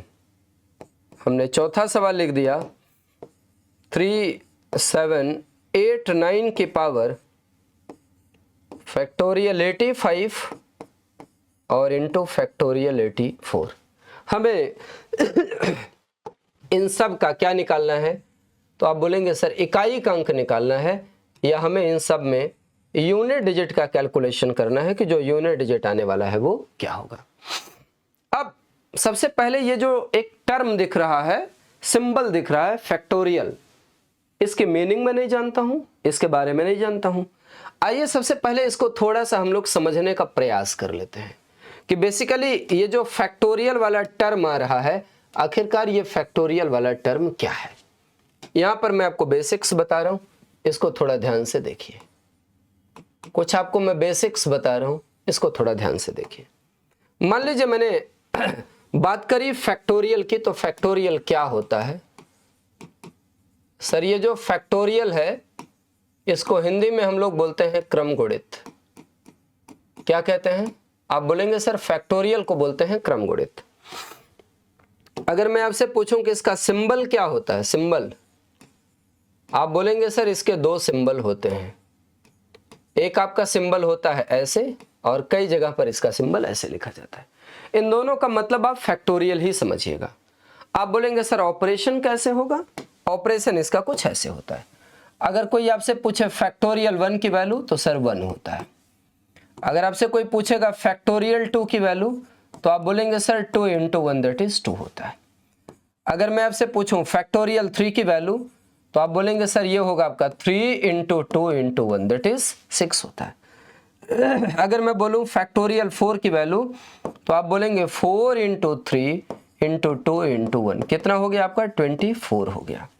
अगर मैं आपसे पूछूं फैक्टोरियल 5 की वैल्यू तो आप बोलेंगे सर ये 5 को मल्टीप्लाई करते हुए चलो कम करते 1 तक पहुंचाना है, 3 × 2 × 1 that is equal to how much, तो आप बोलेंगे 120। ध्यान देना यहां पर फैक्टोरियल 1 की अगर मैं बात कर रहा हूं तो सर ये फैक्टोरियल 1 कैसा नंबर है, आप बोलेंगे सर ये एक ऑड नंबर है, एक विषम संख्या है। लेकिन जैसे मैं इससे आगे बढ़ रहा हूं तो जैसे मैं बात कर रहा हूं फैक्टोरियल 2 कैसा नंबर है, आप बोलेंगे फैक्टोरियल 2 की वैल्यू 2 निकल के आती है, इसलिए ये कैसा नंबर है, इवन नंबर। अच्छा यहां के नंबर को मत देखिएगा, फैक्टोरियल अप्लाई होने के बाद क्या निकल के आता है 6, ये कैसा नंबर है, एक इवन नंबर है। इवन नंबर को हिंदी में हम लोग क्या बोलेंगे, सम संख्या है। फैक्टोरियल 4 4 से मतलब नहीं है 24 से मतलब है, कैसा नंबर है भाई साहब, तो आप बोलेंगे इवन नंबर है। अगर मैं बोलूं फैक्टोरियल 5 कैसा नंबर है तो आप बोलेंगे सर इवन नंबर है। यहां से एक बात समझ में आ जाती है, अगर मैं एक रिमार्क का बात बताऊं, रिमार्क करके अगर मैं एक पॉइंट लिखूं तो ऐसे लिख सकता हूं कि सर ये जो फैक्टोरियल x है ना, ये फैक्टोरियल x हमेशा एक इवन नंबर होता है, एक सम संख्या होती है यदि इफ ये जो x की वैल्यू है ये ग्रेटर आर इक्वल टू 2 हो। मतलब अंदर लिखा गया नंबर अगर 2 या 2 से बड़ा है, अंदर लिखा गया नंबर अगर 2 या 2 से क्या है, बड़ा है, तो ये जो फैक्टोरियल x है ये हमेशा क्या होता है, एक इवन नंबर होता है या एक सम संख्या होती है। बोलो आपको ये बात सबको क्लियर हो गई है क्या, कोई डाउट तो नहीं है? आप बोलेंगे नहीं सर यहाँ तक हमें कोई डाउट नहीं है। तो जब मैं बोलूंगा कि ये फैक्टोरियल 97 कैसा नंबर है, आप बोलेंगे सर फैक्टोरियल के अंदर लिखा गया नंबर 2 से बड़ा है ना, इसलिए ये हमेशा क्या होगी, एक सम संख्या होगी या इवन नंबर होगा। तो मैं बोलूंगा यहाँ पर 4 की पावर में कैसा नंबर बच्चे, तो आप बोलेंगे इवन नंबर है। और जब भी 4 की पावर में इवन नंबर लिखा जाता है तो यूनिट डिजिट पर क्या आता है, आप बोलेंगे 6 आता है। यहाँ पर मैंने ऐसे 4 लिख दिया, मैं बोलूंगा फैक्टोरियल 23, आप बोलेंगे सर मेरा 23 से मतलब नहीं है, मेरा मतलब फैक्टोरियल के अंदर लिखे गए नंबर से है और उस नंबर की वैल्यू 2 से क्या है, बड़ी है। और अगर उस नंबर की वैल्यू 2 से बड़ी है तो सीधी सीधी बात हो गई साहब, नंबर आपका कैसा होने वाला है, इवन। और इवन नंबर का मल्टीप्लिकेशन किसी से भी करूं हमेशा रिजल्टेंट आपका क्या आता है, इवन। और जब भी आप 4 की पावर में इवन नंबर रखिएगा तो यूनिट डिजिट पर क्या बनने वाला है, तो आप बोलेंगे सर 6 बनेगा। यहां पर देखो आपका क्या आ गया 9, ये है फैक्टोरियल 81, ये फैक्टोरियल 81 आपका कैसा नंबर होगा, आप बोलेंगे सर इवन नंबर होगा। जब 9 की पावर में आप इवन नंबर रखिएगा तो इसका यूनिट डिजिट कितना बनने वाला है, आप बोलेंगे सर यूनिट डिजिट 1 बनेगा। अगेन यहाँ पर क्या है 9, भाई साहब ये वाला नंबर कैसा होगा, आप बोलेंगे 85 तो सर एक ऑड नंबर है, विषम संख्या है। लेकिन जब मैं फैक्टोरियल 85 की बात करता हूं तो फैक्टोरियल अगर लग गया तो फैक्टोरियल लगते ही वो नंबर आपका कैसा बन जाता है, इवन। इसका मतलब ये इवन नंबर होगा, इवन का मल्टीप्लिकेशन किसी से भी करूंगा तो रिजल्टेंट आपका कैसा नंबर आने वाला है, इवन नंबर। और 9 की पावर में इवन नंबर रखिएगा तो यूनिट डिजिट पर क्या आ जाएगा, आप बोलेंगे सर 9 की पावर में इवन नंबर रखने पर यूनिट डिजिट पर 1 आ जाएगा। बोलो क्या आप सभी लोग इस बात से एग्री करते हो, आप बोलेंगे हाँ सर। तो एक और नई बात हमें समझ में आई कि अगर कभी भी इस केस में कोई फैक्टोरियल रख करके मुझसे कुछ पूछेगा तो फैक्टोरियल रखने के बाद भी मैं इस बात को डिस्कस कर सकता हूं या बता सकता हूं। बोलो भाई आपको ये बात समझ में आ गई है क्या, आप बोलेंगे जी सर क्लियर हुआ है। इसके आगे मैं कुछ प्रॉब्लम्स लिख रहा हूं और उसके बाद में फिर उन प्रॉब्लम्स के बेसिक कॉन्सेप्ट्स की बात करूंगा और आगे चल करके उनको मैं टैकल करूंगा। सवाल क्या आ रहे हैं देखिएगा। क्वेश्चन आपसे कहता है कि find out unit digit of, आपसे कहता है कि find out unit digit of find out unit digit of, निम्नलिखित के इकाई का अंक ज्ञात करना है। पहला सवाल है 234 की पावर 31 की पावर 32। दूसरा सवाल है 194 की पावर 52 की पावर 53 की पावर 54। तीसरा सवाल है 4 की पावर 1 की पावर 2 की पावर 3 की पावर एंड सो ऑन, कोई एक बड़ा नंबर, इसका यूनिट डिजिट बताना है। सर चौथा सवाल है 9 की पावर 81 की पावर 82, यूनिट डिजिट बताना है। पांचवा सवाल है मेरा 299 की पावर फैक्टोरियल 53 की पावर फैक्टोरियल 57, यूनिट डिजिट बताना है। एक छठा सवाल 234 की पावर फैक्टोरियल 91 की पावर फैक्टोरियल 92, फैक्टोरियल 91 की पावर फैक्टोरियल 92। सर इसमें हमें क्या कैलकुलेट करना है? Here we want to determine the unit digit in all these 6 cases, या ये जो 6 केस हमारे सामने बन रहे हैं इन सब में हमें क्या करना है? यूनिट डिजिट निकालना है या इकाई का अंक निकालना है। आइए थोड़ा सा एक बार हम लोग इसके बेसिक कॉन्सेप्ट को समझने का कोशिश करते हैं। तो एक स्लाइड में पहले आगे ले रहा हूं, आपको कुछ बेसिक कॉन्सेप्ट समझाता हूं, उसके बाद इन सवालों पर आऊंगा। इधर देखिएगा, कुछ बेसिक कॉन्सेप्ट की बात कर रहा हूं, कुछ बेसिक कॉन्सेप्ट की बात कर रहा हूं। आप इन बेसिक कॉन्सेप्ट्स को पहले देखिए। मैंने 2 नंबर लिया है, एक नंबर मैंने ले लिया 2 और सर एक नंबर मैंने ले लिया 3। अच्छा बताइए ये 2 कैसी संख्या है? आप बोलेंगे सम संख्या है, इवन नंबर है। सर ये 3 कैसी संख्या है? ये 3 भी आपका एक इवन नंबर है या सम संख्या है। 2 की पावर में 1 लिखिए, वैल्यू क्या आ रही है? 2। सर 2 की पावर में आप 2 लिखिए, वैल्यू क्या निकल के आ रही है? आप बोलेंगे सर 4 निकल के आ रही है। अगर मैं पूछूं 2 की पावर 3 क्या है? आप बोलेंगे सर 8 है। अगर मैं बोलूं 2 की पावर 4 क्या आ रहा है? तो आप बोलेंगे 16 आ रहा है। 2 की पावर में 5 क्या आ रहा है? तो आप बोलेंगे सर 32 आ रहा है, 32। भाई 2 में 2 को 5 बार मल्टीप्लाई कर दो, 32 आ रहा है। अच्छा एक बार बताइए, यहां पर जो नंबर्स लिखे गए हैं 2 कैसा नंबर है? आप बोलेंगे इवन। सर 4 भी इवन है, 8 भी इवन है, 16 भी इवन है, 32 भी इवन है। आप देखिए यहां पर इवन नंबर लिखा गया है ना 2। सर 2 की पावर में मैं कुछ भी लिख दूं, इवन नंबर की पावर में कुछ भी लिख दूं, चाहे इवन नंबर लिखूं चाहे ऑड नंबर लिखूं, मतलब पावर में एनी नंबर लिख दिया जाए, अगर वो इंटीजर है, पूर्णांक है, तो जो रिजल्टेंट निकल के आएगा या जो आउटकम निकल के आएगा वो हमेशा क्या होगा? एक इवन नंबर होगा या सम संख्या होगी। तो मैं ऐसे बोलूंगा, यहां पर एक पॉइंट रिमार्क में बना दूंगा। पॉइंट रिमार्क में क्या बना दूंगा? पॉइंट रिमार्क में ये बना दूंगा कि सर कभी भी मेरे पास में अगर कोई इवन नंबर है ना, कभी भी मेरे पास कोई इवन नंबर है, इसकी पावर में अगर x लिख दिया जाए, अगर कोई भी मेरे पास इवन नंबर है इसकी पावर में अगर x लिख दिया जाए, तो जो रिजल्टेंट आता है वो रिजल्टेंट हमेशा एक इवन नंबर आता है या एक सम संख्या आती है। बोलो भाई इस बात को लेकर के आप एग्री हो क्या? आप बोलेंगे हाँ। सर जब मैं बोलूंगा 3 की पावर 1 की वैल्यू क्या होती है? आप बोलेंगे 3 कैसा नंबर है भाई साहब? आप बोलेंगे सर एक ऑड नंबर है या विषम संख्या है। अगर मैं बोलूं 3 पावर 2 की वैल्यू क्या होती है? आप बोलेंगे सर 9 कैसा नंबर भाई साहब? आप बोलेंगे ऑड नंबर है। अगर मैं बोलूं 3 पावर 3 की वैल्यू क्या होती है? आप बोलेंगे सर 27, ये 27 भी कैसा नंबर? एक ऑड नंबर है। बड़े आराम से आप इस बात को बड़े खूबसूरत तरीके से बोल सकते हैं कि सर अगर ऑड नंबर की पावर में कुछ भी रख दिया जाए, अगर विषम संख्या की पावर में कुछ भी रख दिया जाए, तो जो आउटकम निकल के आता है या जो रिजल्टेंट निकल के आता है वो भी हमेशा क्या होता है? एक ऑड नंबर होता है या विषम संख्या होती है। यहाँ से हमें एक बात समझ में आ रही है सर, रिमार्क करके एक पॉइंट फिर मैं लिख लेता हूँ कि कभी भी मेरे पास में कोई एक ऑड नंबर हो, कोई भी एक विषम संख्या हो, ऑड नंबर हो, और इस ऑड नंबर की पावर में अगर मैं x लिख दूं और आपसे पूछूं कि इसका यूनिट डिजिट क्या होगा, या छोड़ दीजिए यूनिट डिजिट की बात बाद में करेंगे, ऑड नंबर की पावर x आउटकम क्या होगा, तो आप बोलेंगे सर इसका आउटकम हमेशा एक ऑड नंबर होगा या ऐसे बोल दीजिए हमेशा एक विषम संख्या होगी। यहां तक किसी बच्चे को कोई डाउट? आप बोलेंगे नहीं है सर। अब मैं आपके लिए 2-3 बातें लिख रहा हूं, कुछ और बेसिक्स बता रहा हूं, कुछ और बेसिक बातें बता रहा हूं, इसको थोड़ा ध्यान से देखिएगा।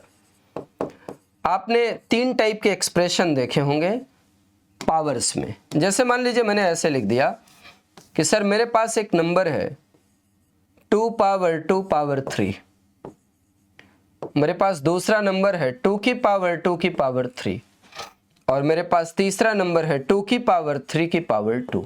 ऐसा लिखा गया। आपसे कोई पूछता है इसकी वैल्यू क्या होगी, तो बेसिक्स ये कहता है कि सर कभी भी अगर a power m power n लिखा हो ना, इसका मतलब होता है a power m multiplied by n। इसका मतलब ये वैल्यू होगी आपकी 2 power 2 into 3, that is 2 power 6। लेकिन इनको डील करने का तरीका देखिएगा, ये जो 2 लिखे हो बेस में इसको भूल जाओ, इसको ऐसे डील करते हैं। इसका मतलब पहले आप सॉल्व करिएगा 2 पावर 3 को।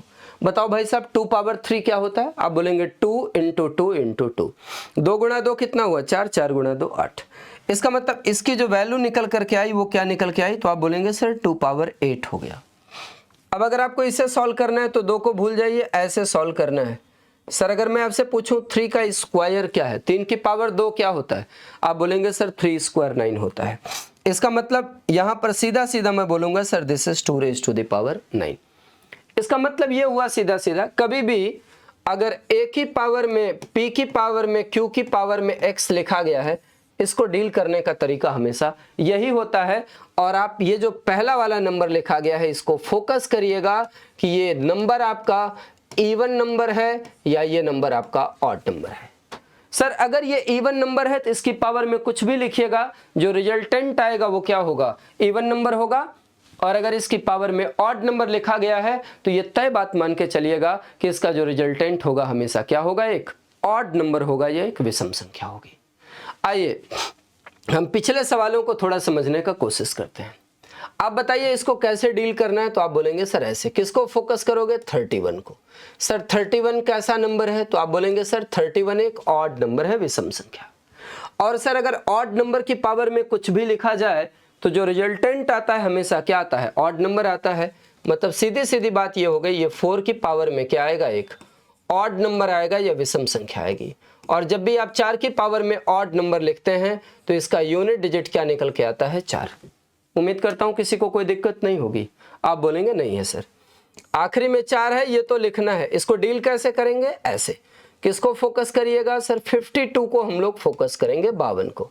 52 कैसा नंबर है सर? इवन नंबर है। इवन की पावर में कुछ भी लिखा जाएगा, जो रिजल्टेंट आएगा वो आपका रिजल्टेंट क्या आएगा? एक इवन नंबर आएगा। और जब भी 4 की पावर में हम लोग इवन नंबर लिखेंगे तो सर इसका जो यूनिट डिजिट आएगा वो यूनिट डिजिट क्या आएगा? 6 आएगा। अब आप यहां पर देखिए बेस में क्या लिखा गया, तो आप बोलेंगे सर बेस में 4 लिखा गया है।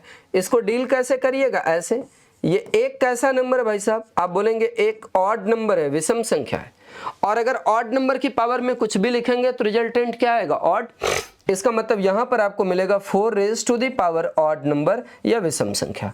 जब भी 4 की पावर में आप विषम संख्या लिखेंगे, ऑड नंबर लिखेंगे, तो जो यूनिट डिजिट निकल करके आएगा वो यूनिट डिजिट आपका क्या निकल के आएगा? 4। आइए थोड़ा सा इसको देखते हैं। यहां पर लास्ट में 9 लिखा गया है, मैंने 9 लिख दिया। इसको डील कैसे करेंगे? ऐसे। फोकस किसको करिएगा सर? तो सर आप फोकस करिएगा 81 को। आप 81 को फोकस करिएगा। 81 कैसा नंबर है? ऑड। और ऑड की पावर में कुछ भी लिखते हैं, आउटकम क्या आता है? ऑड। तो यहां पर हो गया 9 की पावर में ऑड नंबर। और सर जब भी 9 की पावर में ऑड नंबर लिखा जाएगा तो इसका यूनिट डिजिट क्या निकल के आएगा? आप बोलेंगे 9। सर यहाँ पर लास्ट में क्या है? तो आप बोलेंगे सर 9 है। इसको सॉल्व करने के लिए हम लोग ऐसे सॉल्व करेंगे। अभी बेसिक कॉन्सेप्ट सीखा था क्या सीखा था? फैक्टोरियल के अंदर अगर कोई नंबर लिखा गया है, उसकी वैल्यू 2 या 2 से बड़ी है तो हमेशा कैसा नंबर होता है सर? इवन नंबर होता है। और जब भी मैं इवन नंबर की पावर में कुछ भी लिखता हूं, अभी हमने सीखा वो हमेशा क्या होता है? इवन। यहां पर ये 9 की पावर में एक इवन नंबर आएगा। और जब भी 9 की पावर में इवन नंबर होता है, हम लोग सीख चुके हैं, यूनिट डिजिट क्या निकल के आता है? तो आप बोलेंगे sir 1।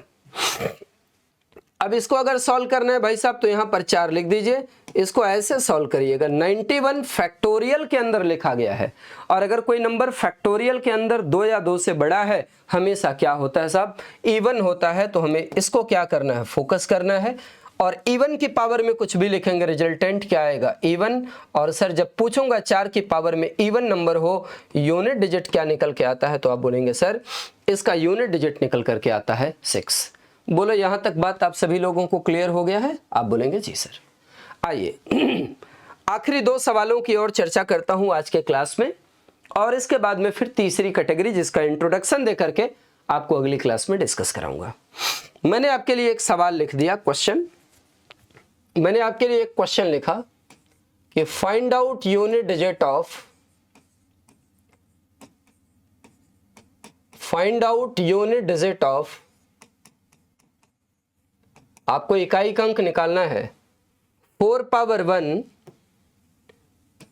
4 power 1 into 9 power 2, 4 power 3 into 9 raise to the power 4, 4 power 5 into 9 raise to the power 6, and so on, and so on, 4 की पावर 99 और into 9 raise to the power 100। Sir इसका क्या कैलकुलेट करना है हमें? हमें कैलकुलेट करना है इसका यूनिट डिजिट, या इसके इकाई का अंक बताना है कि इसके इकाई के अंक पर क्या आएगा। ध्यान दीजिएगा, अगर एक छोटी सी बात आप पकड़ रहे हैं, सर 4 की पावर में 1 लिखा गया, 3 लिखा गया, 5 लिखा गया, एंड सो ऑन 99 लिखा गया। इसका मतलब 4 की पावर में आने वाला नंबर कैसा है, ऑड। और सर 9 की पावर में 2 है, 4 है, 6 है, एंड सो ऑन 100 है। 9 की पावर में आने वाला नंबर कैसा है, इवन। तो 4 की पावर में कैसा आ रहा है, ऑड, और 9 की पावर में कैसा आ रहा है, इवन। जब भी 4 की पावर में ऑड होता है तो यूनिट डिजिट पर क्या आता है, 4। और सर 9 की पावर में इवन नंबर होता है तो यूनिट डिजिट पर क्या आता है, 1। आइए इसी कॉन्सेप्ट को यहाँ पर फॉलो करते हैं।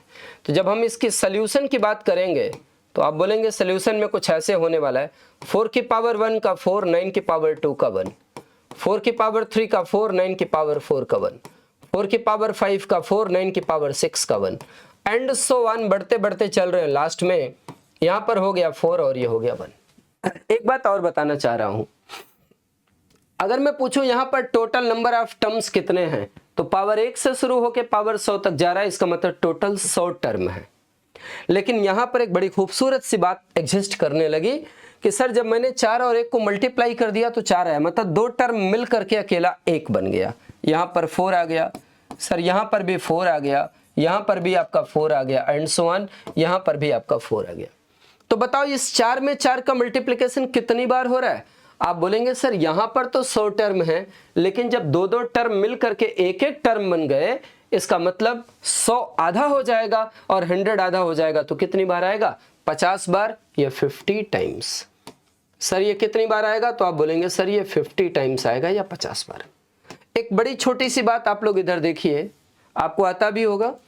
अगर मैं कभी आपसे ये कहूं कि सर एक बार बताओ x इंटू एक्स लिखा गया है, इसका मतलब क्या होता है, एक्स स्क्वायर।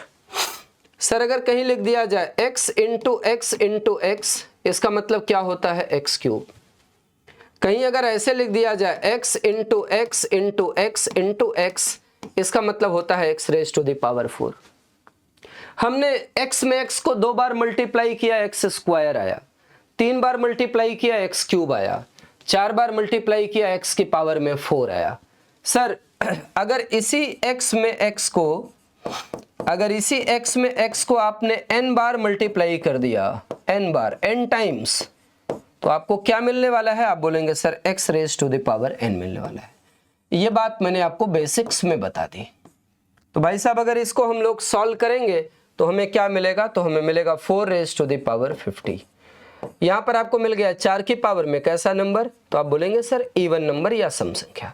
जब भी हम 4 की पावर इवन नंबर की बात करते हैं तो 4 की पावर में जब इवन नंबर होता है तो जो यूनिट डिजिट निकल के आता है, इकाई का अंक, सर ये यूनिट डिजिट आपका क्या निकल के आएगा? तो आप बोलेंगे सर 6 निकल के आएगा। बोलो ये बात आपको समझ में आई है कि नहीं? आप बोलेंगे हाँ सर। अब मैं आपको एक क्वेश्चन प्रैक्टिस के लिए देता हूं, आप इसे सॉल्व करके आइएगा। आपसे बनता है तो ठीक बात, नहीं तो कल हम लोग इस पे डिस्कशन करेंगे। प्रैक्टिस क्वेश्चन आपका है, प्रैक्टिस क्वेश्चन। प्रैक्टिस क्वेश्चन में मैं आपको क्या कह रहा हूं कि find out unit digit of, find out unit digit of, बस ये जो प्रॉब्लम किए हो उसी में साइन चेंज कर दूंगा। Find out unit digit of 4 power 1 plus 9 power 2, 4 power 3 plus 9 power 4 and so on, 4 power 100, 4 power 99 plus 9 raise to the power 100, 4 power 99 plus 9 raise to the power 100। इसका क्या कैलकुलेट करना है भाई साहब आपको? इसका यूनिट डिजिट कैलकुलेट करना है या इसके इकाई का अंक निकालना है। ठीक है, अगर मैं अपनी पूरी क्लास को कंक्लूड करूं, अगर मैं अपनी पूरी क्लास को आज कंक्लूड करूं तो कंक्लूड करके आपको दो बातें बोलूंगा कि सर जो पहली कैटेगरी हमने पढ़ी है उसमें पढ़ा कि किसी नंबर के लास्ट में 0 हो, 1 हो, 5 हो या 6 हो और इसकी पावर में अगर x लिख दिया जाए तो जो यूनिट डिजिट है ये सेम रहता है। यूनिट डिजिट या इकाई का अंक आपका सेम रहता है। यूनिट डिजिट या इकाई का अंक आपका सेम रहता है। दूसरी कैटेगरी, सर कभी भी अगर 4 और 9 का केस चलता है तो 4 और 9 के केस में हमेशा क्या चलता है? ऑड और इवन। 4 की पावर में ऑड नंबर हो तो यूनिट डिजिट 4, इवन नंबर हो तो यूनिट डिजिट 6, 9 की पावर में ऑड नंबर हो तो यूनिट डिजिट 9, इवन नंबर हो तो यूनिट डिजिट 1। ये पूरी की पूरी बात यहां पर हमने कंक्लूड की। आप बोलेंगे सर आपने 0 की बात कर ली, आपने 1 की बात कर ली, 5 की बात कर ली, 6 की बात कर ली, 4 की बात कर ली, 9 की बात कर ली, लेकिन आपने कुछ बातें नहीं की। मैंने जो बातें नहीं की उसको मैं कैटेगरी नंबर 3 में रख रहा हूं। कैटेगरी नंबर 3 कि किसी नंबर के लास्ट में 2 हो, 3 हो, 7 हो या 8 हो और उसकी पावर में x लिख दिया जाए और आपसे कहा जाए कि इसके यूनिट डिजिट पर या इकाई के अंक पर क्या आएगा, इसकी चर्चा मैं आपके साथ कल की क्लास में करूंगा। और ये सेमिनार का सेशन आपका लगातार चल रहा है पिछले 2 दिनों से। कल की क्लास में हमने आपको सिलेबस डिस्कस करके कुछ प्रीवियस ईयर के सवाल बताए। आज मैंने आपको टॉपिक का कॉन्सेप्ट पढ़ाना शुरू किया कि जो हम लोग डिलीवर करेंगे क्लासरूम में उसको किस तरीके से डिलीवर करेंगे। आपको प्रॉपर बुकलेट मिल चुका है नंबर सिस्टम के पहले यूनिट का। इस बुकलेट में जितने प्रॉब्लम दिए गए हैं ऐसा नहीं है कि ये आपको कर लेना है, मतलब I will solve each and every question of the booklet on the board. Board पे मैं एक एक सवाल सॉल्व करूंगा। घर में जाकर के सिर्फ आपका एक काम है, आप रिवीजन कर लीजिएगा 1 घंटे के लिए। आपका 1 घंटे का रिवीजन हमारे लिए मोर देन सफिशिएंट होगा और मैं आपको विश्वास दिलाता हूं अगर आप इतना कर ले गए तो सीसेट आपके लिए अभिशाप नहीं वरदान साबित होगा। मिलते हैं दोस्तों कल की क्लास में फिर और आपसे चर्चा करेंगे इसके अगले केस की।